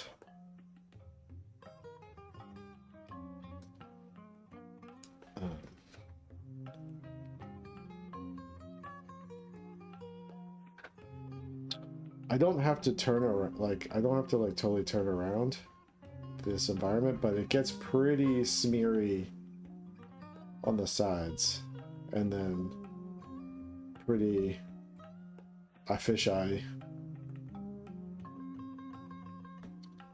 I can get rid of this ground plane. I forget how to do that. Before.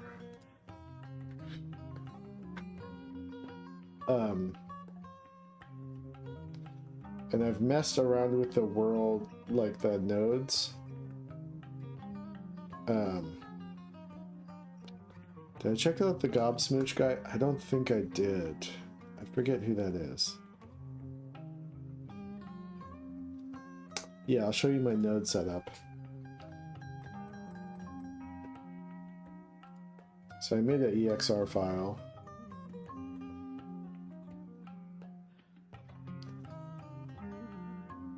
I think it's pretty fun looking, but anyway, let me go to my nodes. My nodes.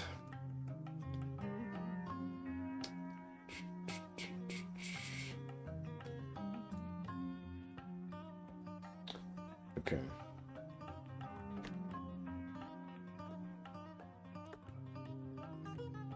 So if you look at my mapping, oh yeah, now I'm pressing Apple fucking plus.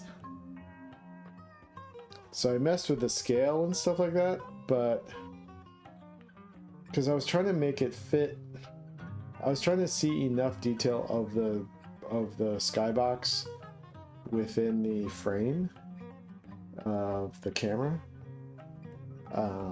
because otherwise it's like too blown out. So I started making it more distance on the y-axis, which is causing it to get warped out on the on the sides. You know what I'm saying? No, the skybox isn't an actual sphere. It's a square.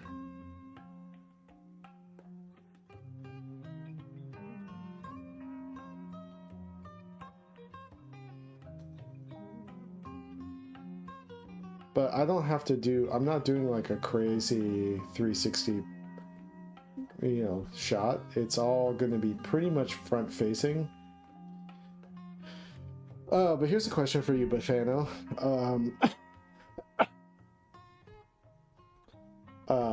Can I put in 3D stars without blocking the skybox the way that you were making those 3D stars? Does that make sense? That way I can have a little bit like parallaxing star situation.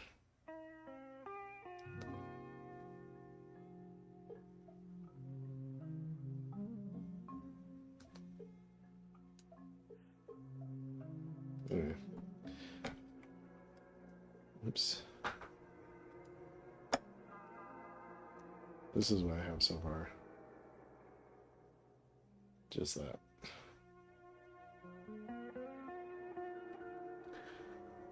And this is based on the node setup that Kevin Bissell created. He actually made this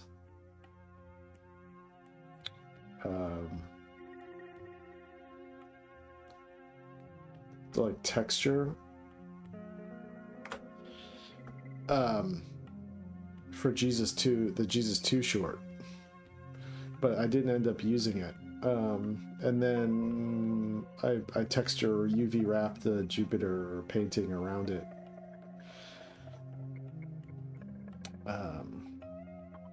And his node setup for this texture is totally crazy.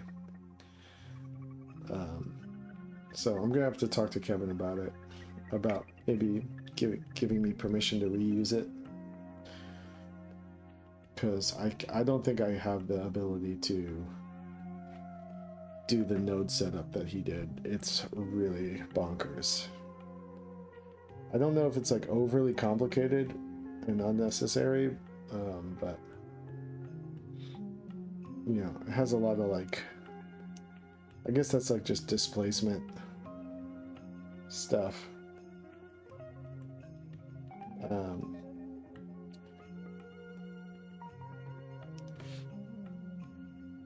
Yeah.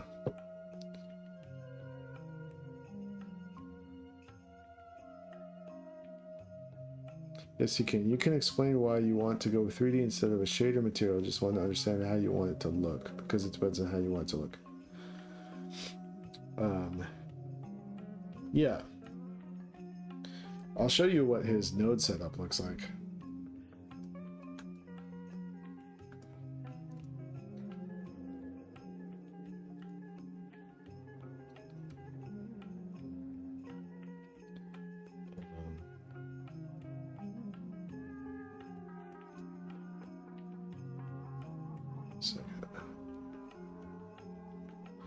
So he has this custom node that he made, and it looks like fucking. It looks like this, dude.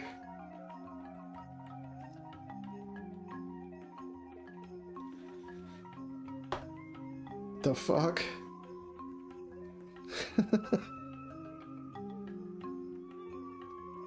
You know?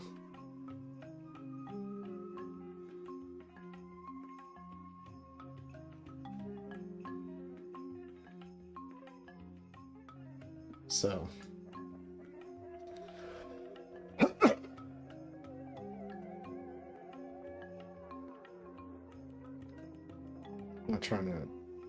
I'm not trying to unpack that in my brain.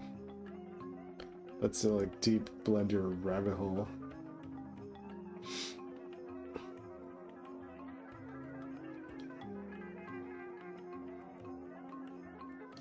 I mean, maybe it's like overly complicated, but I think what he's got is like he might have like some procedural, like after a few frames, like some of the shape of it changes and things like that, like to replicate sort of like someone touching the model and stuff as you're turning it and all that kind of stuff. So yeah, I'm gonna have to talk to Kevin about it. I'm still messing with the lighting. I'm not sure how I feel about the lighting setup I have currently, but I feel like lighting is still this ongoing slight mystery in Blender. Like I'm always like, I'm pointing the light at the object and it's not doing what I want it to do. I have to watch some like lighting tutorials, I guess.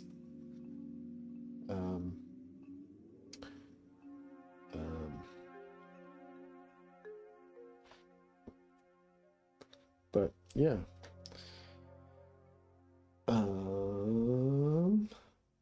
And I still don't really understand UV unwrapping. Like that's still kind of like a crazy.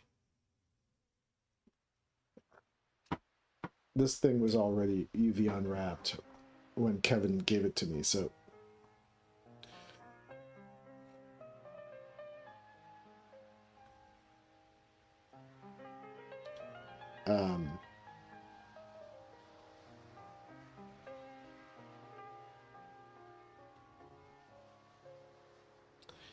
Yeah, yeah. Currently, the shot is very 2D like,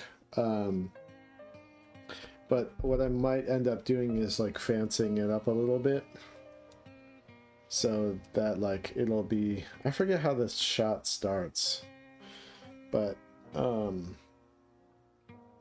it's like Sunday zooms around, down, he like whips down and then up and then around and then back and then towards the eye of Jupiter.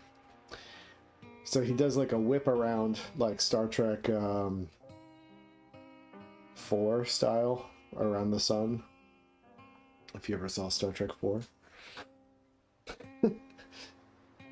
He does a whip around Jupiter and then comes back up and then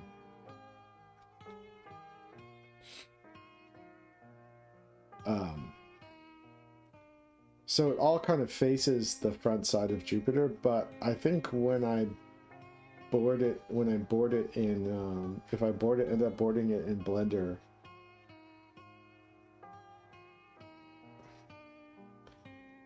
I might do a little bit of camera move, like just like a little bit like that, you know, just a little bit, just to get some action. And also Jupiter will be like rotating slowly.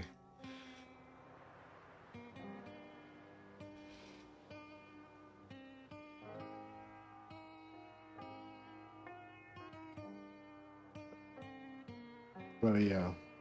Yeah, I could do like little emission, like claymation stars or something for sure.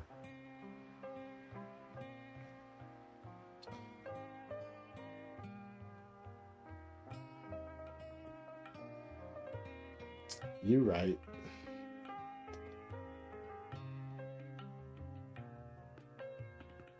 Anyway, it's fun to look at this.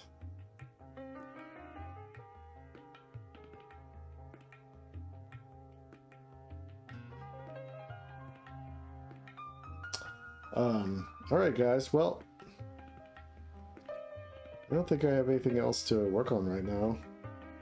Oh wait, I could try modeling the zombie starship.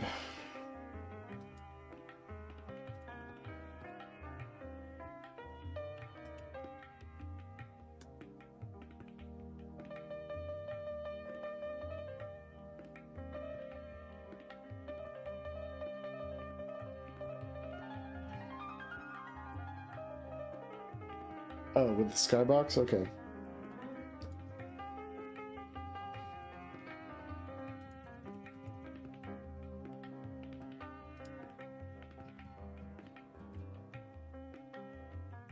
Yeah, what do you want to see?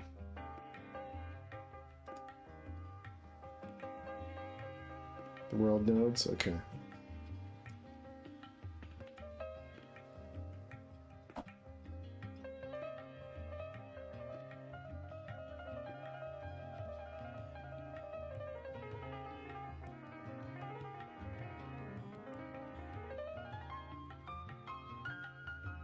It does kind of look like 2001.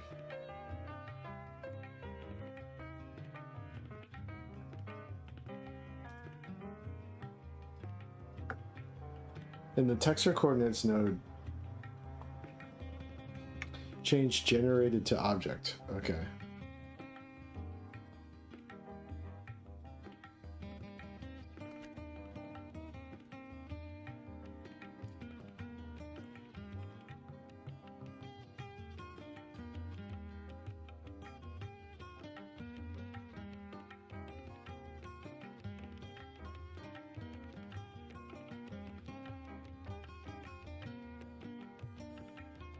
I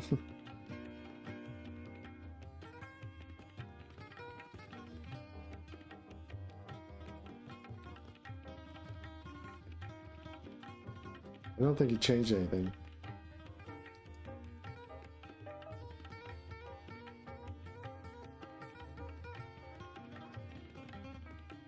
But if I change the Y, you know, I mean, if I do this, it like makes it more.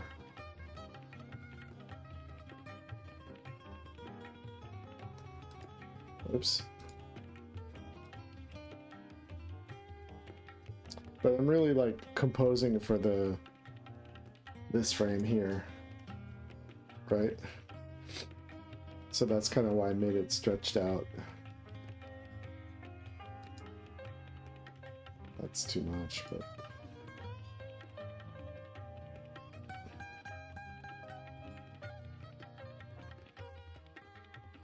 the drawing is seamless, yeah.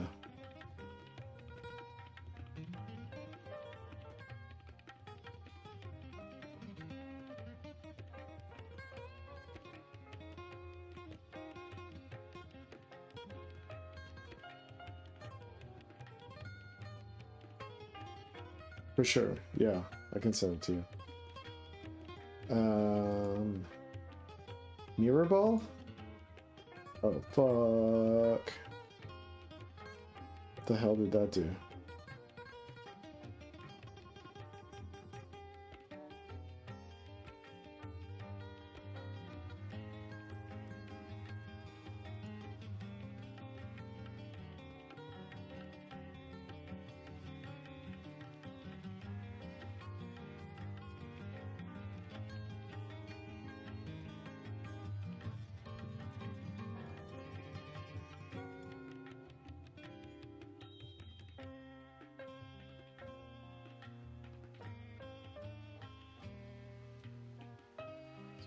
Space.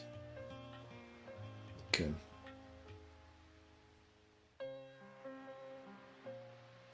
I'll send you a link to it. I don't know how big this file is. I might have to send it as a Google Drive link.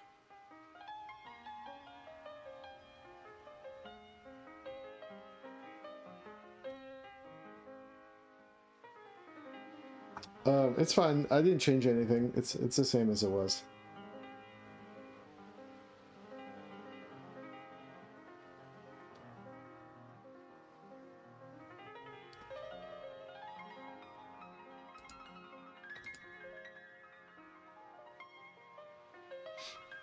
Let me see.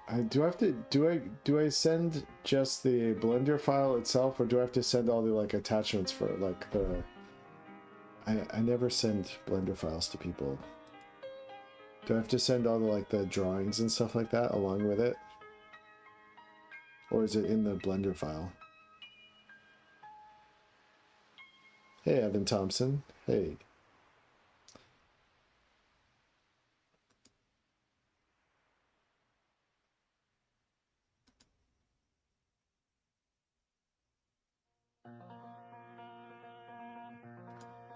Let me see. Let me see if I can DM it to you.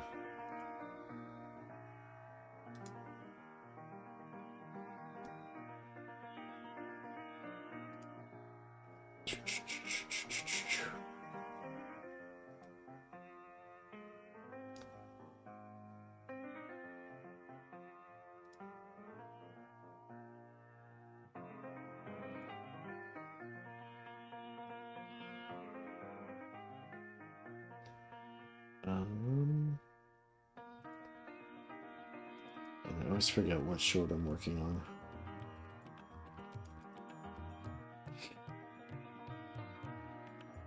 Okay, I'm gonna close this out.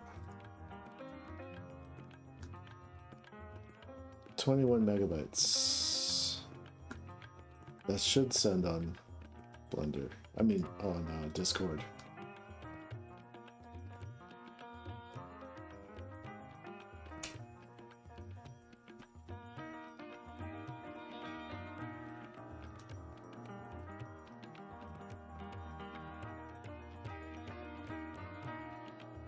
I'll send the BG2. Just in case.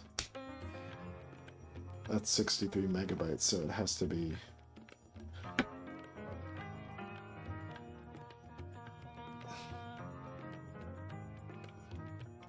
Oh, thanks. Thanks, Monkey Moods.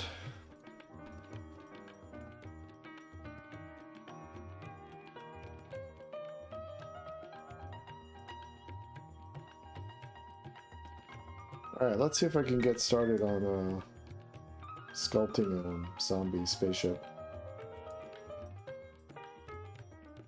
Let's see how that goes.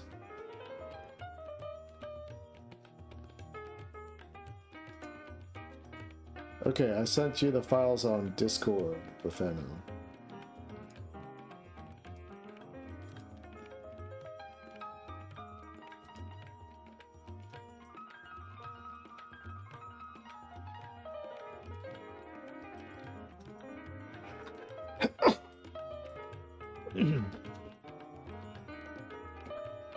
Okay.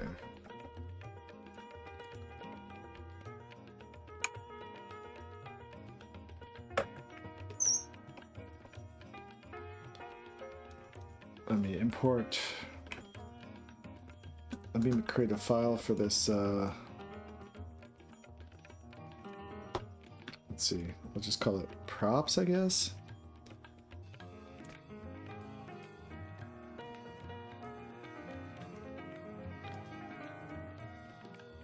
Props.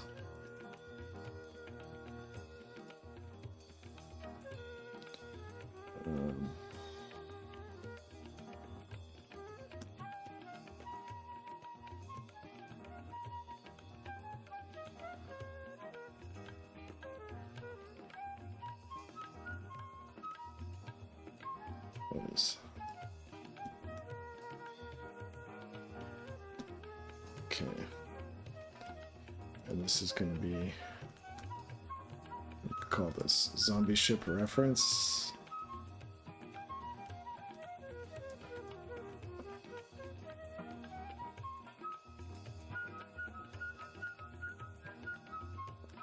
All right. So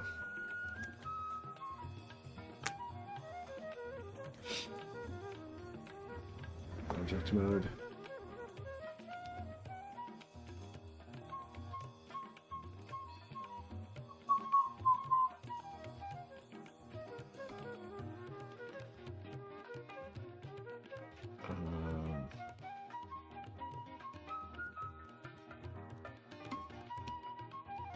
Okay.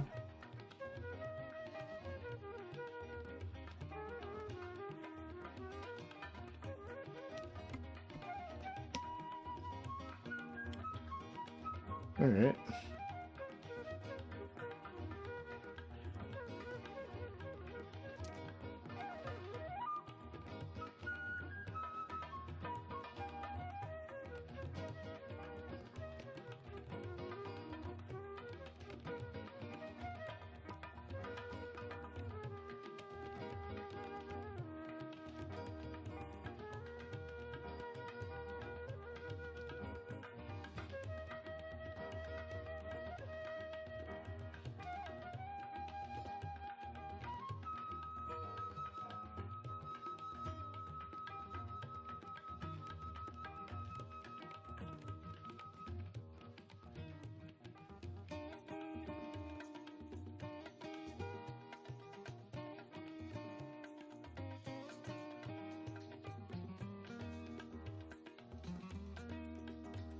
Okay.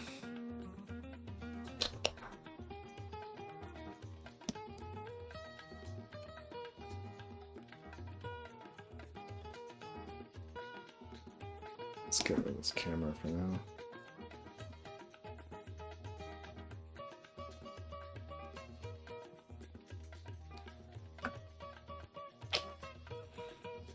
Okay.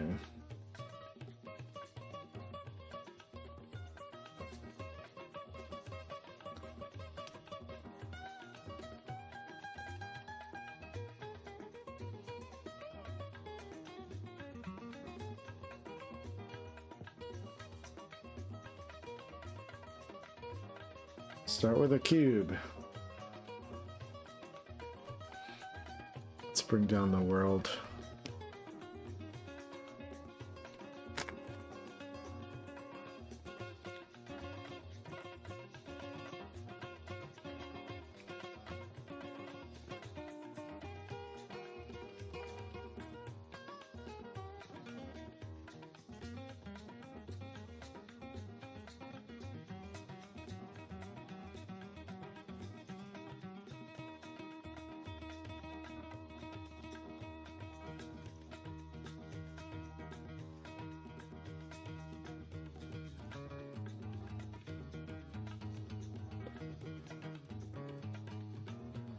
Can't see the fucking drawing. Alright, I guess I gotta put a light in here.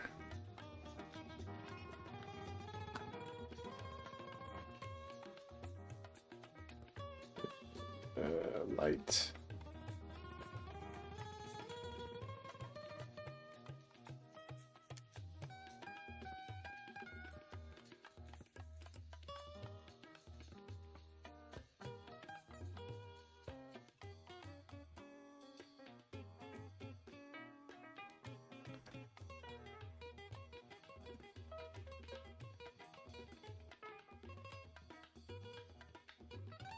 Okay.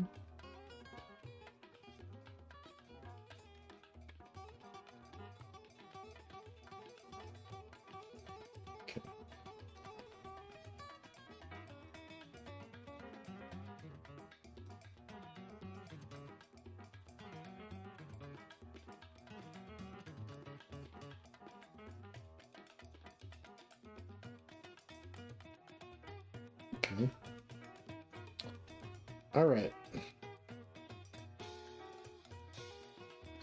Watch me stumble my way through this. Hey, Alex Neil.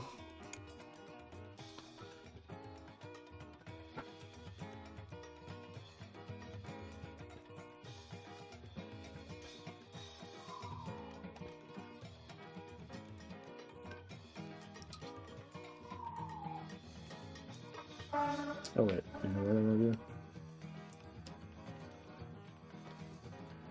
I want to do this.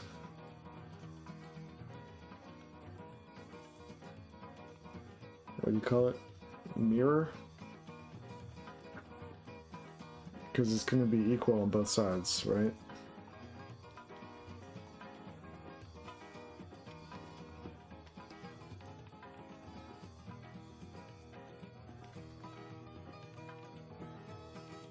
I forget how to do that. Is that a modifier?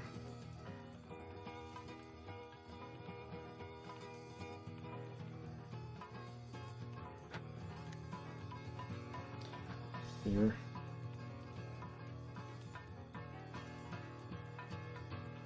X, Y, Z.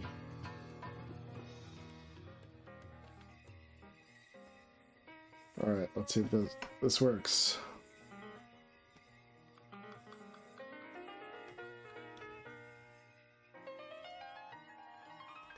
It does.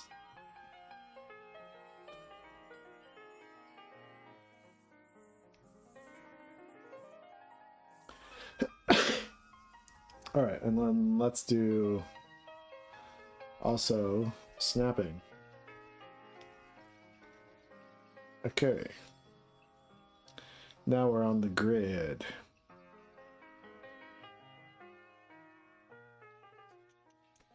So we're going to go size, X. What?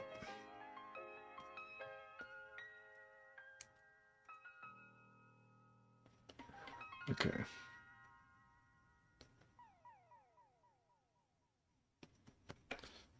That.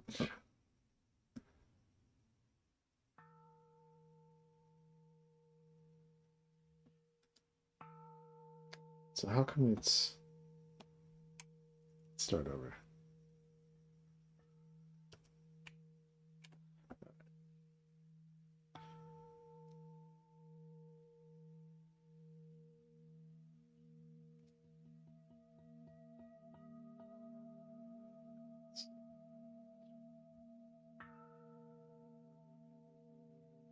There.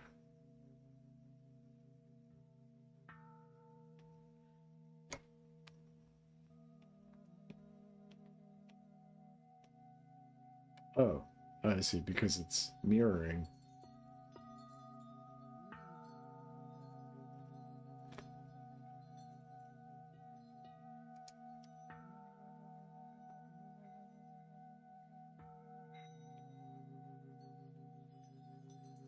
Okay. Don't wanna... Do I want to do that?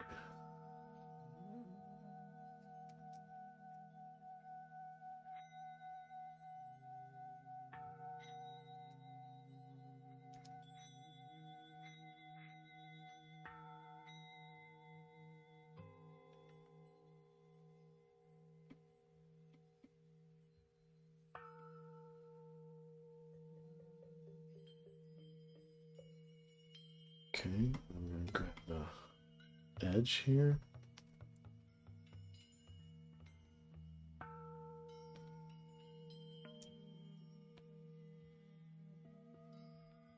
Then G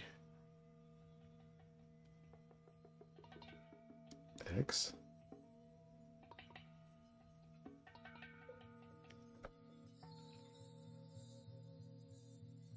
don't want to do that. Turn the mirror off. Oh. Okay. Maybe I'm messing myself up by doing this. Okay, I'm gonna start over again. Get rid of the mirror. I'm just gonna do this normal style.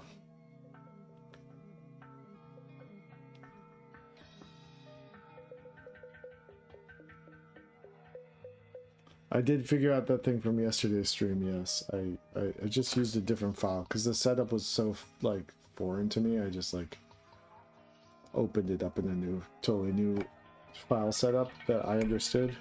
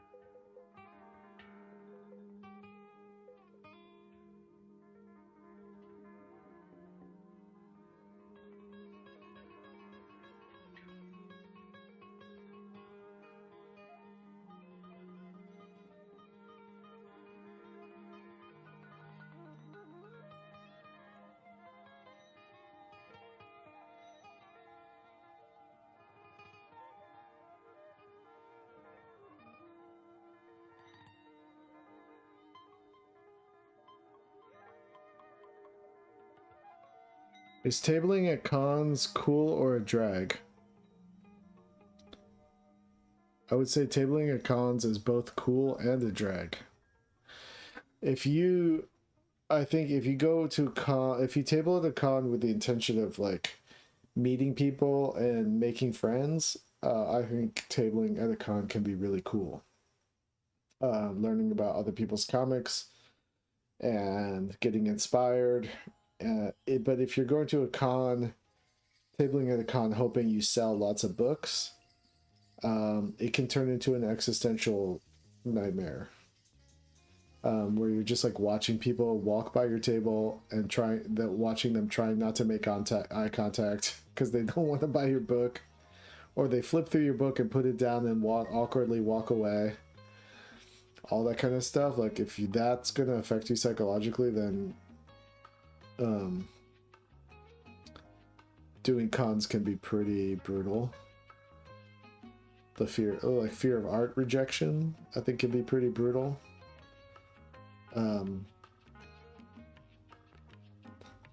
But if you just like, my favorite thing about going to cons, I haven't tabled at a con in years, but I'm going to be doing it this year in September or October. I'm just going to like hang out with people, get food and drinks, and do drawings for people, and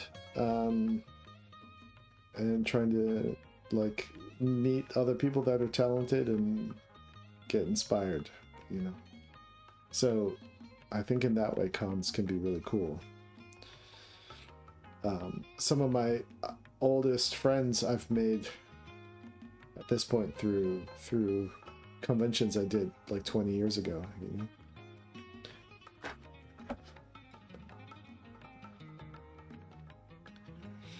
So I recommend it. You just have to have the right kind of mindset, I would say.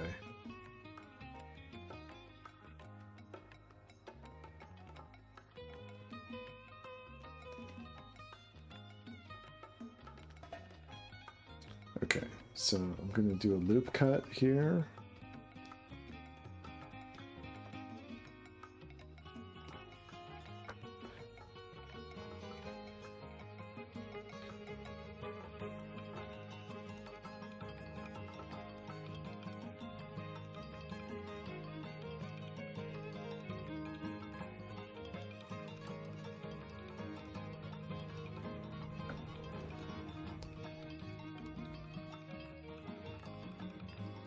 think I did 4.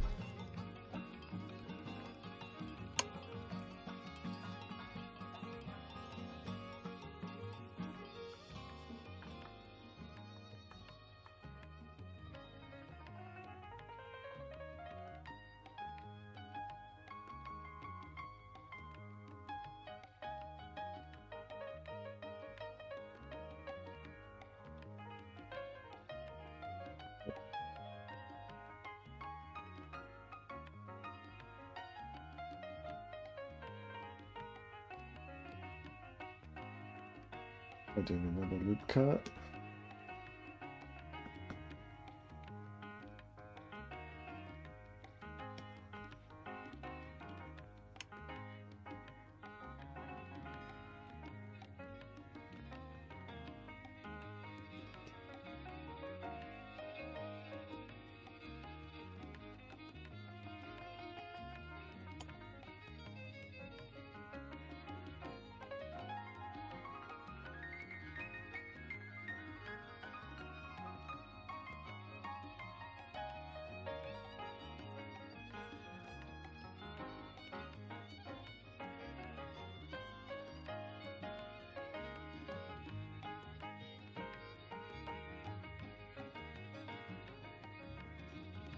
I don't know if that was the right idea or not. Let me see. Let me think about this.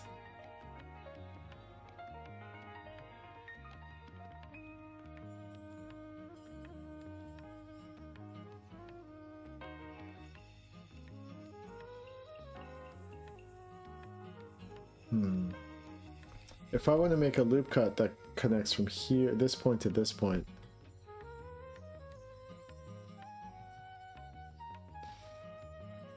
what should I do?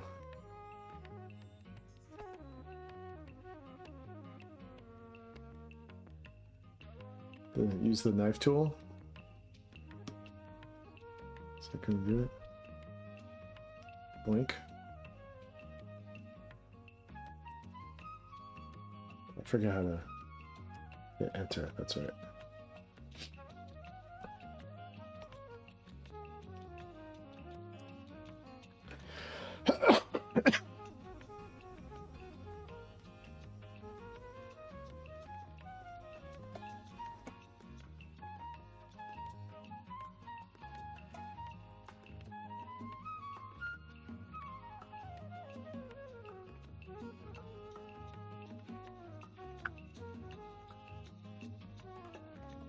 Have you ever had a dream that later on when you were awake gave you deja vu?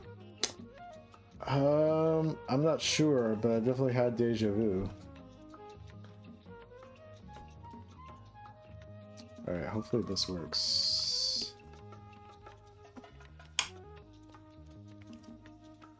It doesn't create weird geometry problems.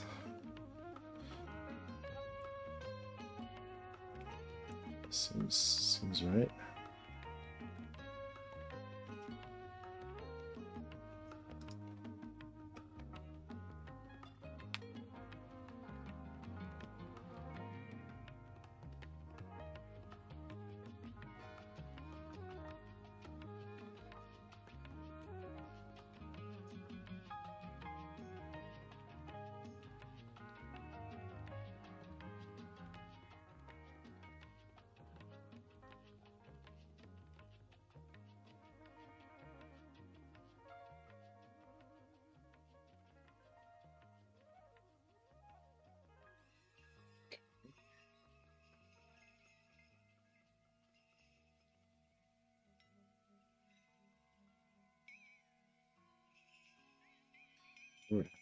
Bye.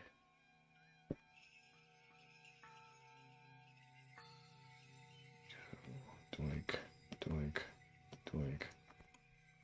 And go. Make it beveled.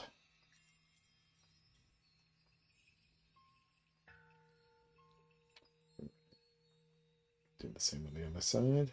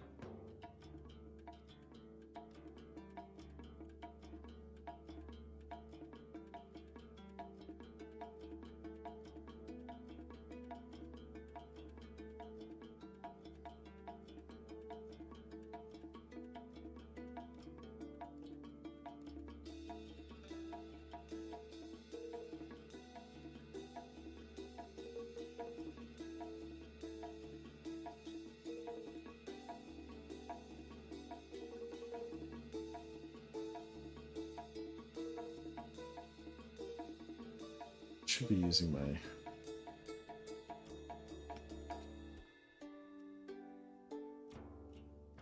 keyboard shortcuts.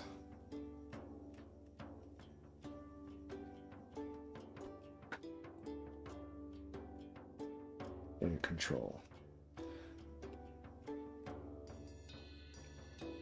Okay. All right, well, I think it needs to be longer. So go all size Y and make it more like there.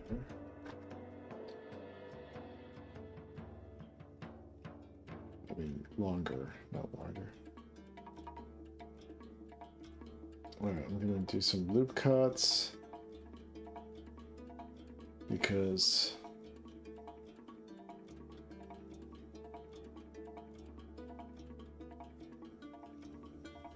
I gotta make a pyramid.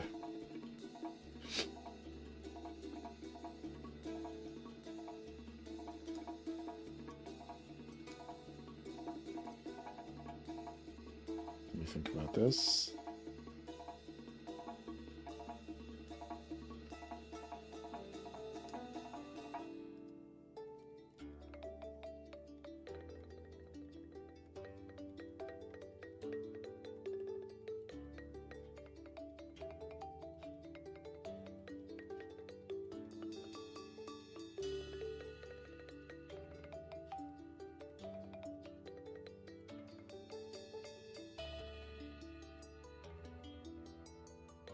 Okay.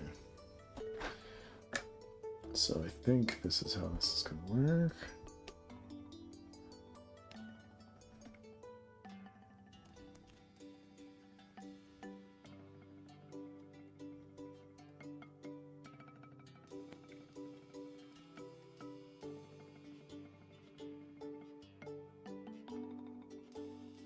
That didn't work. Okay.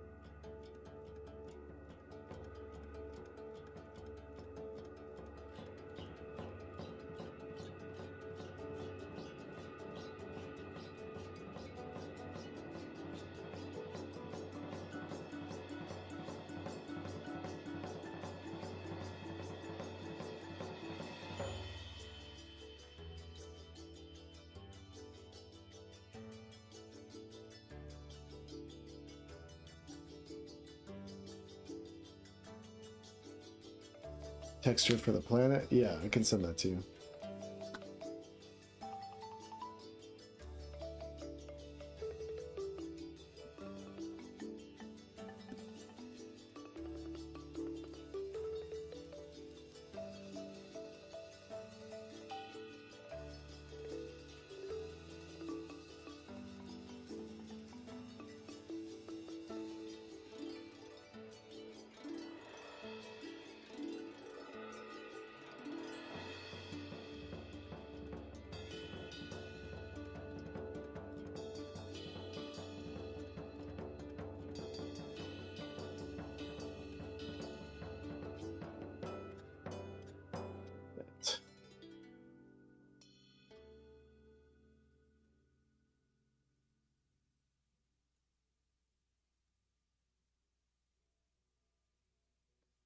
Okay, I've got to make this pyramid. So if I connect the...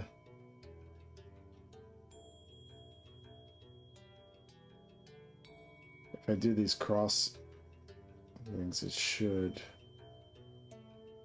work, right? Am I crazy? I could make little like subdivide steps, so it'd be like a what do you call it? Aztec pyramid, step pyramid. But would that be cheating? Yes. Well, first I'm gonna do a little step.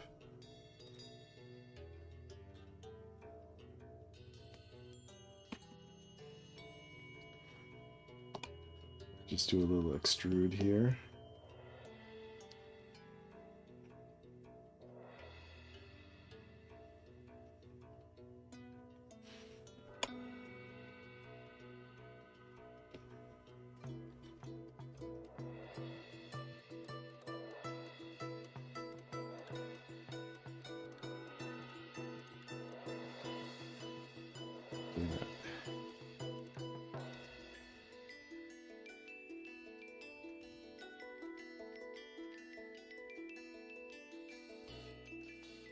Okay.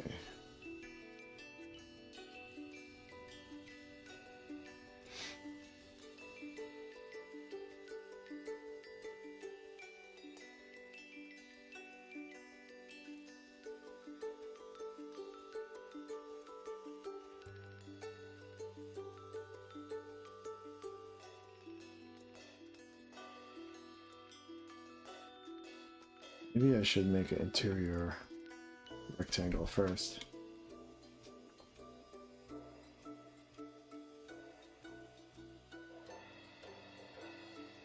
Okay. So what I'm gonna do is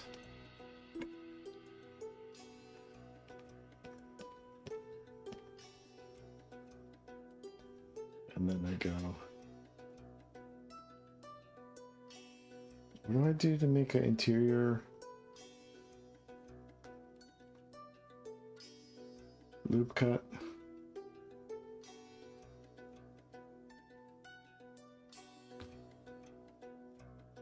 Insert faces.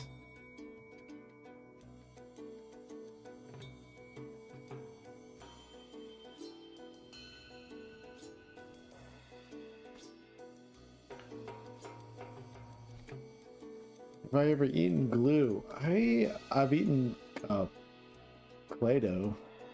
Play-Doh. Never eaten Elmer's.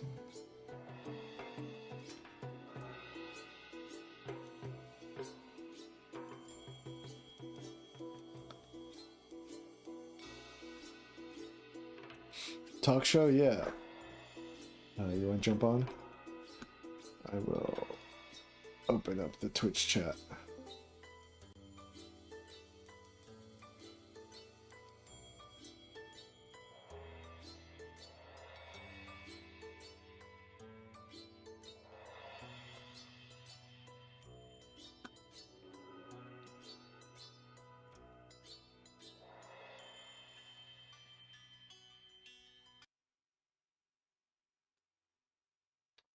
Twitch chat is open, Kado, if you want to jump in.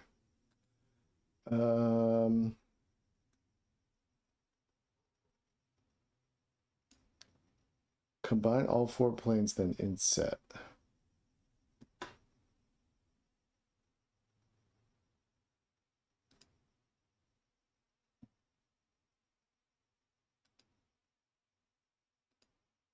What did I just do?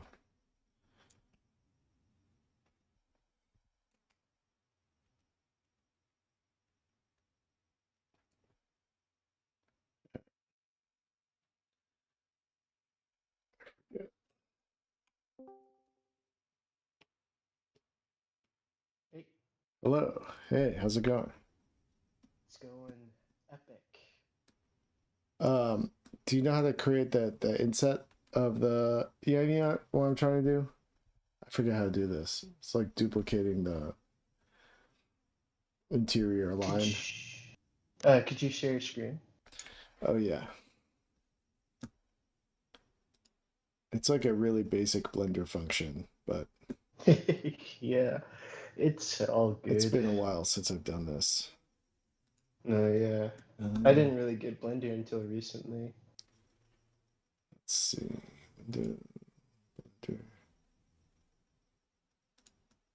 Share. Can you see that? Yes. Cool. So what I'm trying to do is just make a interior square of this outline, like a. Does that make sense? Like it's, is it all four squares like down, Like going negative? no, going like into inside. In a perfect square Yeah, in a or perfect square. okay. So you actually want to select all four like completely. Like completely yellow the squares. Okay. Like that. And then hit E. Hit what? E for extrude, Okay. and then drag down. Oh no. Wait. No, that's not what I want to do. Wait. I want to do E.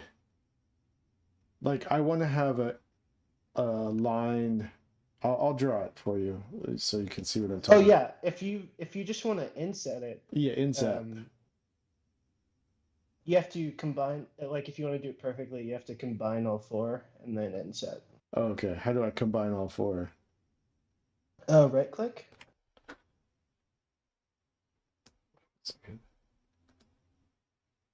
And then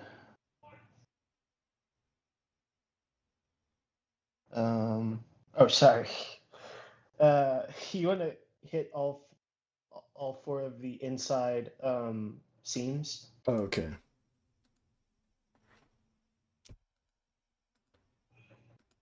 Yeah. And then right click and dissolve edges. Okay. Just all the way at the bottom there. Aha. And then you want to select the entire square. Okay.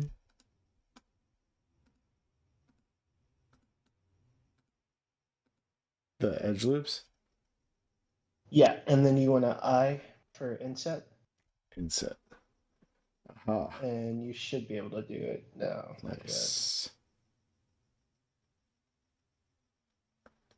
Let's see.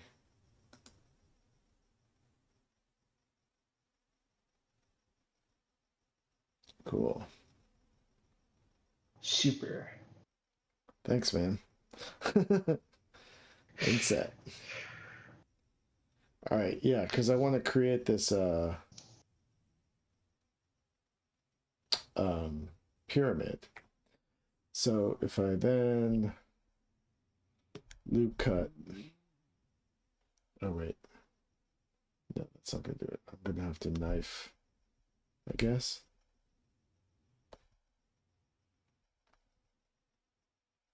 Boom. Yeah, actually, I would usually, if I'm trying to directly connect things, Yeah. do you what is it called? The points, what are the points of the mesh called again? What are I don't know. The Vertex? yeah, yeah, you want to turn on the vertex mode, the select mode for vertex. Yeah. If you hit undo, so go into vertex mode. Okay. And then you want to select the 2 points that you want to connect. Okay. Yeah. And then J. J. Oh shit. Yeah. Very nice. How about that? Okay. So, and then I think what I gotta do is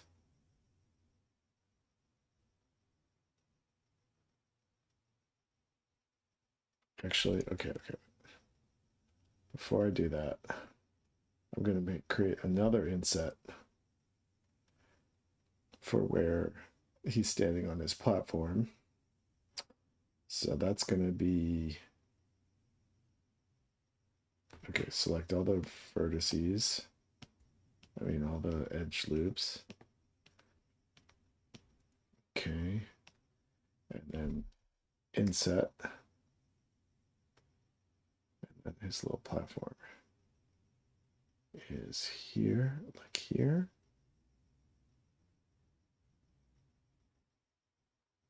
Boink. Okay.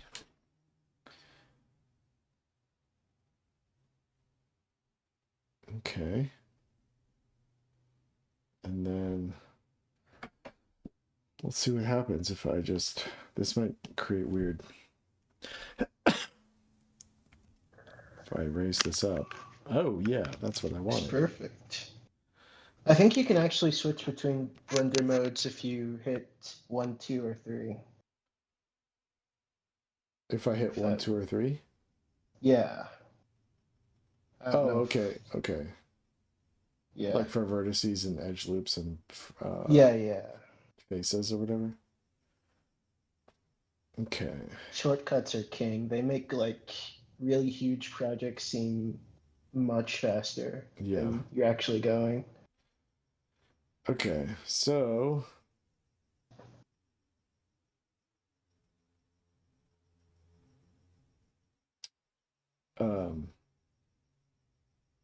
cool.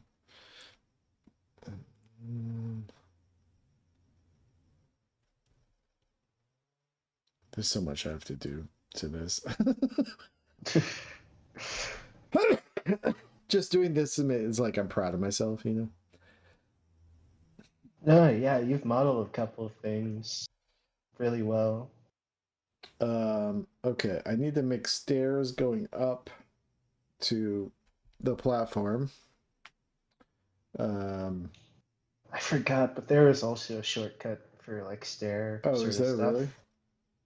There's a shortcut for everything in Blender. It's so old. Oh, yeah.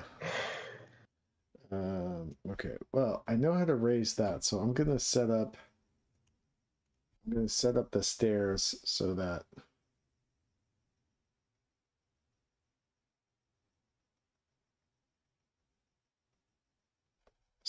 it'll have like a divide here and maybe like a little divide in here, like cut out into it kind of thing. Mm.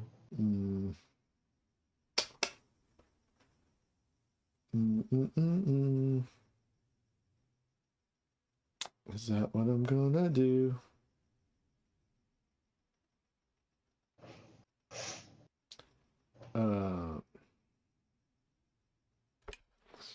Maybe I need to consult someone.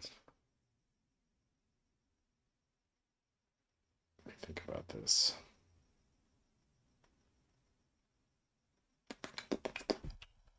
A missing link. Stairs on the right and left side? No, stairs just going up towards from the center. So it would be like if I were to so if I were to fucking select this, bump, dissolve edges, and then I grab this, right?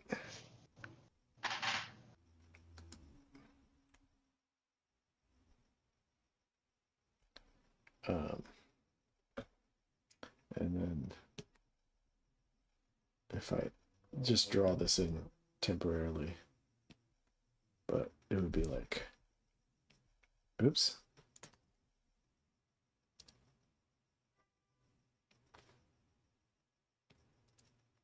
Does that make sense? What stairs going up? If you select that square and then bevel it, I think you can create steps. Like if you subdivide the where you want the stairs to be. Yeah. And then bevel it. And there's a mode for the in the bevel for like steps, sort of thing. I was there.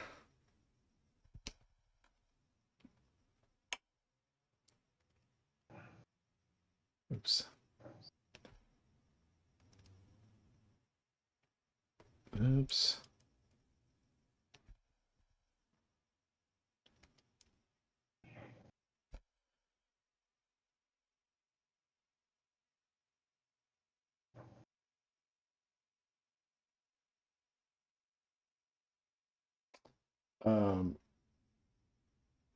If I do what? Say that again?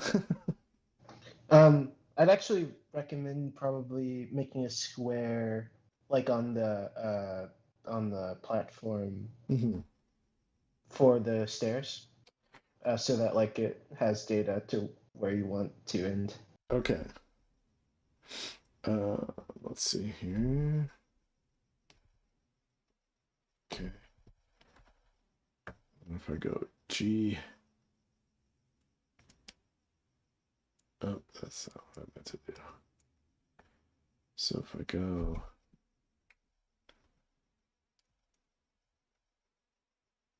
You can actually subdivide between vertex points as well. Okay. If you select 2 vertex points, Maybe if I on could the this. or yeah, you could do that too. That's Uh, safer. and then I do. Oh, if it'll let me. Let's see. Okay.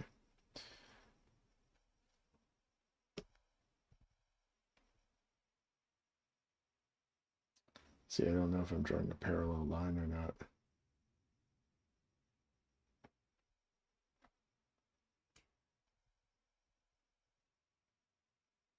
Probably doing this like too freehandy.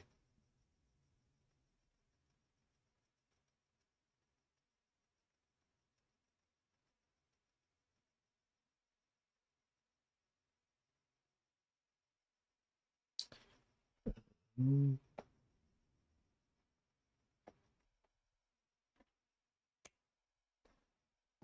Super. something like that. Okay. You want to get that edge at the top of the stairs? Okay. The one in front. This one. Yes, sure. And then bevel. Okay, bevel. Bevel. Yeah, Bernie. Oh, you can Uh, fix that probably. what? Maybe. Um, you can fix that probably. Maybe. Okay. Um, you just want to go from the bottom of the stairs to the top. Okay. Could be a little demo. To the top.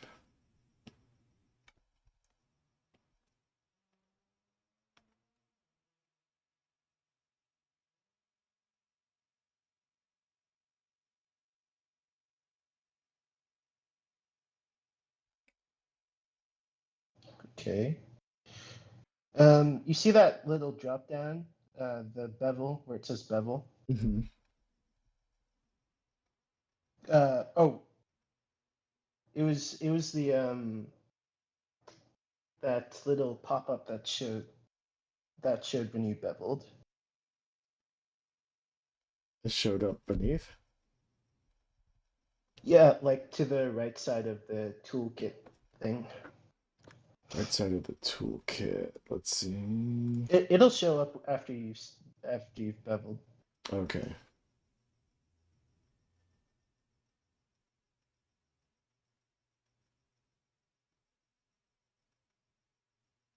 Hmm. I mean, some people would do it with a cube, but I, I think this can work too. We're just gonna work through it, and it's that bevel thing.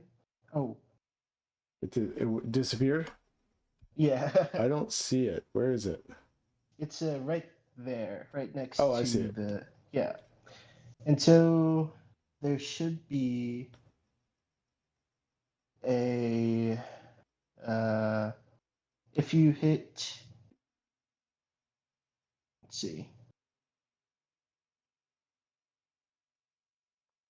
let's try increasing, or could you make the bevel a little bit longer as well? Yeah. Oops. Gotta get away. Whoa, why is it doing that? It wasn't doing that before. Oh, it's because we've already created a bevel, so it's adding on top of it Oh as man. well. Okay, hold on.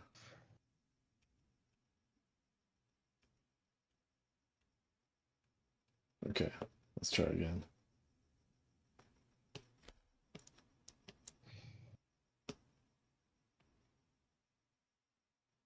Okay. Okay. And maybe if you increase the segments, Okay. are those creating stairs? Yeah, I mean, looks like almost. I think yeah. it's still rounded a little bit. Maybe. Let's see. Um, Oh yeah, rounded. okay. Now,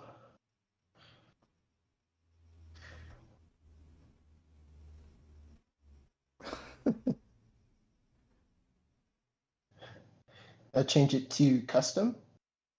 Custom from where? Oh, custom. Yeah. And there's a preset for steps. Okay.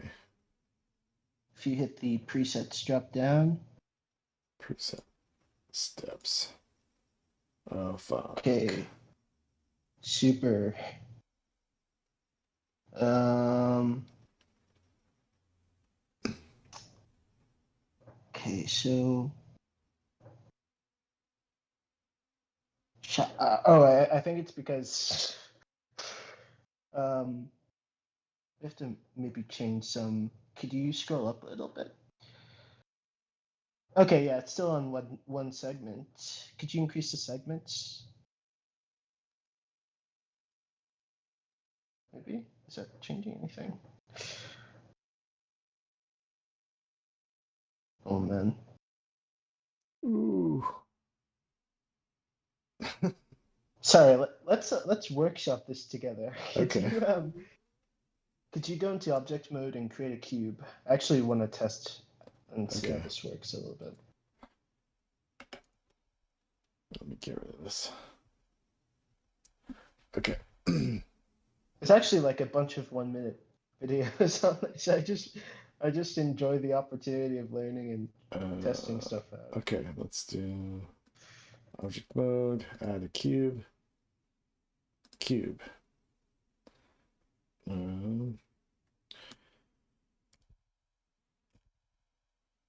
Okay. And go into edit mode.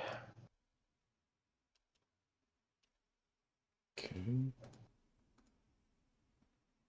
And we will do the same thing again, but you just only have to select the top loop, like at the, the top segment thing. Okay. And then bevel it. All right.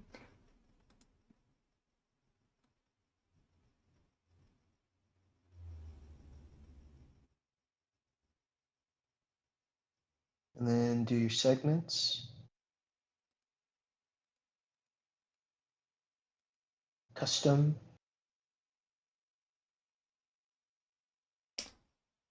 What's that custom at? Custom. Okay. Okay, it's not on steps yet. And then go to steps for your presets. Okay. So segments. And then you might be able to adjust the width. And that maybe Okay. fix whatever's happening. Let's see. 6.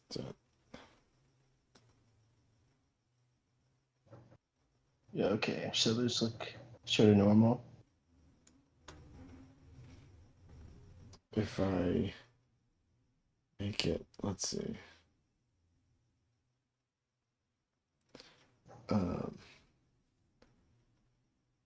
Trying to figure out where we went wrong on the or where I went wrong on the like slanted sort of thing. Should just go normally. Um, Can I combine these two things? I mean, you could, yeah, you could join them. How do I make more steps and make it smaller?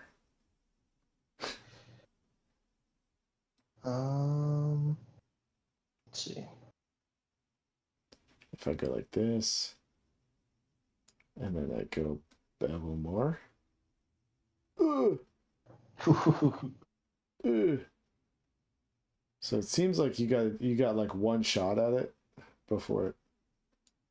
Yeah, it seems like it. Maybe mess with like the profile shape. Okay, hold on. So I'm gonna start from scratch here. I'm gonna make it all size. Let's make it thinner, like that. Oh, like that, thin, and then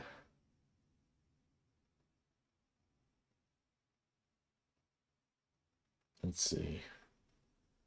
Oh, I think that's probably what we needed to do. Yeah, that makes sense. We What? could do it on the pyramid now. Yeah, Um, let's go. I just didn't think about it that way, but that makes sense. Yeah, you have to make it like sort of rectangular. If you do it slanted, it'll slant the steps. Right. Because it's a different length.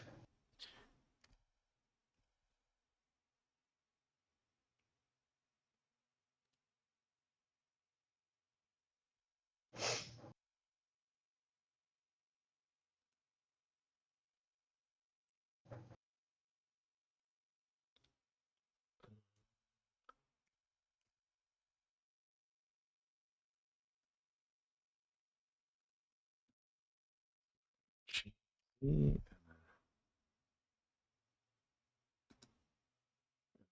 G, Y. Make it kind of. I actually think a safer way would have been to extrude the part we cut out Oh yeah. until it's directly over the endpoint. So it's directly over the endpoint. Yeah, you just extrude the vertexes out to the to Okay. where the base of the stairs start on the pyramid. All right. Let's thing. see if we can just do that then. Hold on 1 second. Um,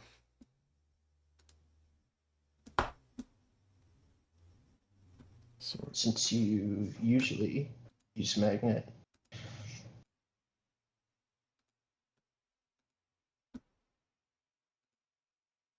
okay. So we'll extrude this, right? Just the two vertex points at the top. Oh, okay, okay. Yeah, yeah. Right.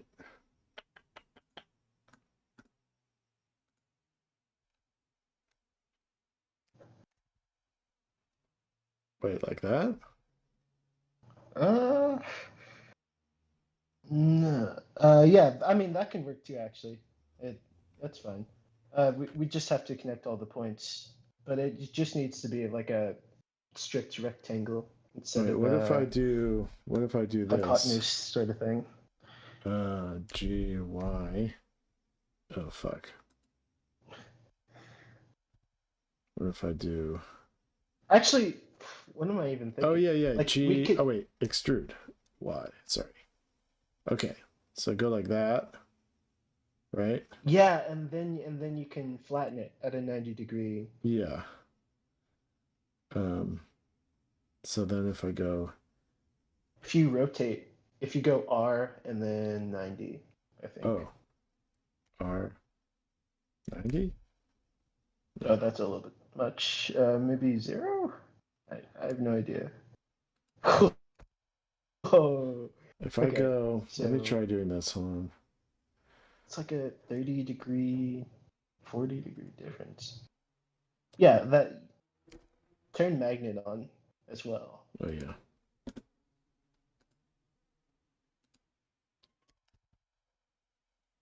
There we go. Oh, it's still a Uh, little bit. that's still. Yeah. Let me see.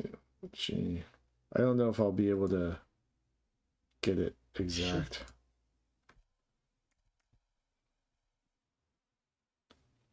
Mm.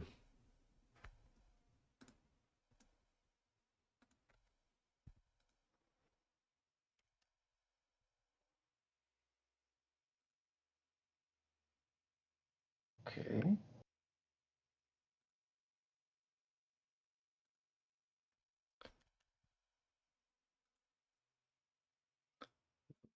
Well, yeah, but I mean, yeah, that should be fine. If you put it this rectangle where you want the base to start, mm-hmm. and then you do the bevel thing. Okay, so then That I should got maybe work. okay. I'm realizing like my cuts are like a little bit uneven, but like you can see it's not like perfect, you know? Yeah.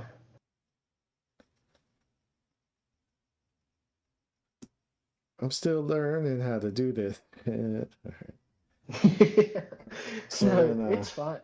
I'm sure like it's just an R or a G move, and that'll straighten it okay. somehow. So bevel, and then we're gonna go all the way down. Like here. Like that. Yeah, that's fine. And then we go custom. Then we go steps. Yep. And then we go Let me increase the segments. segments.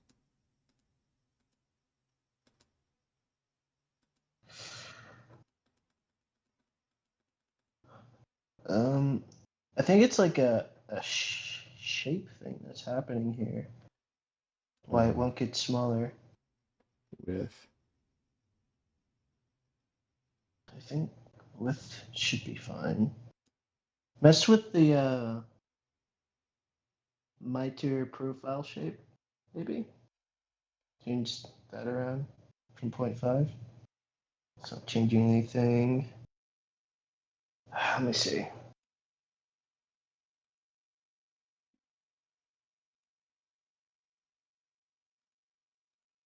Oh, you just have to apply the preset again after Oh. you've done a new set of Oh. segments. Okay. Okay. And I'm sure the stairs won't actually go into the mesh behind it that we've cut out. So that was a mistake on my. Well, yeah, yeah, that's.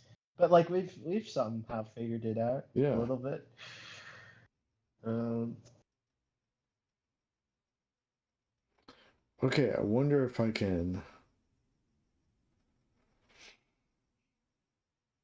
You know what I could do is I could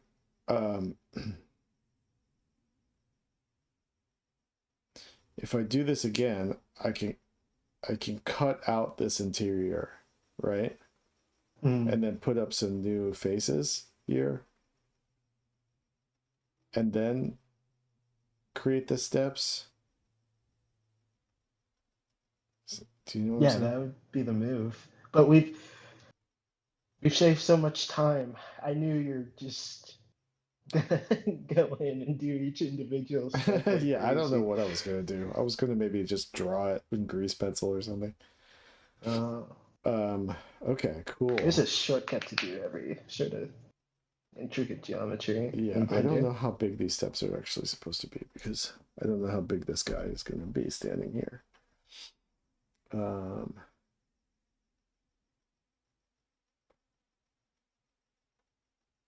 I'm gonna make the steps smaller. So let's go.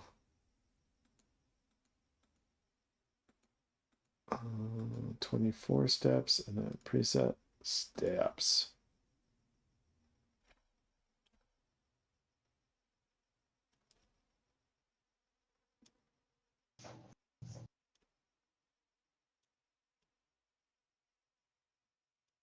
Oh yeah, but then that didn't select that. Okay, wait a second. All right, bevel all the way down. Gonna bevel all the way down. Okay, now we go. Custom.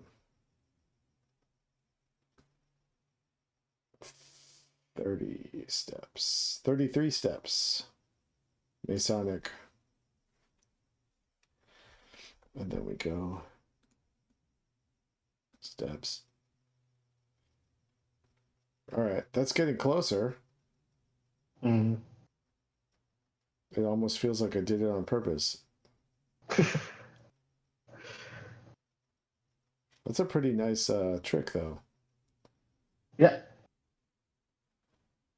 Thanks, Blender.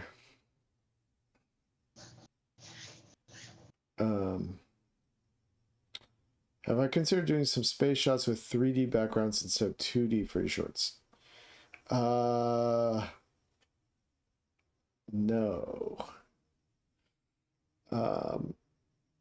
I'm trying to just do 3D like props and everything else be like planets and ships. I want to be 3D. And then some like local environments 3D, but all the backdrops I want to be painted. All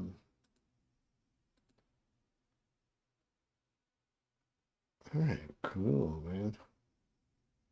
Cool, man. I know you could probably do it in After Effects, but I do want to figure out like how we could make Blender sort of animate the UVs by itself.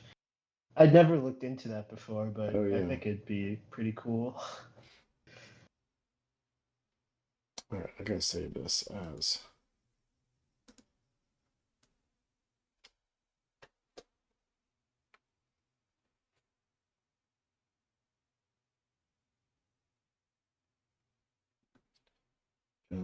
Let's see, props.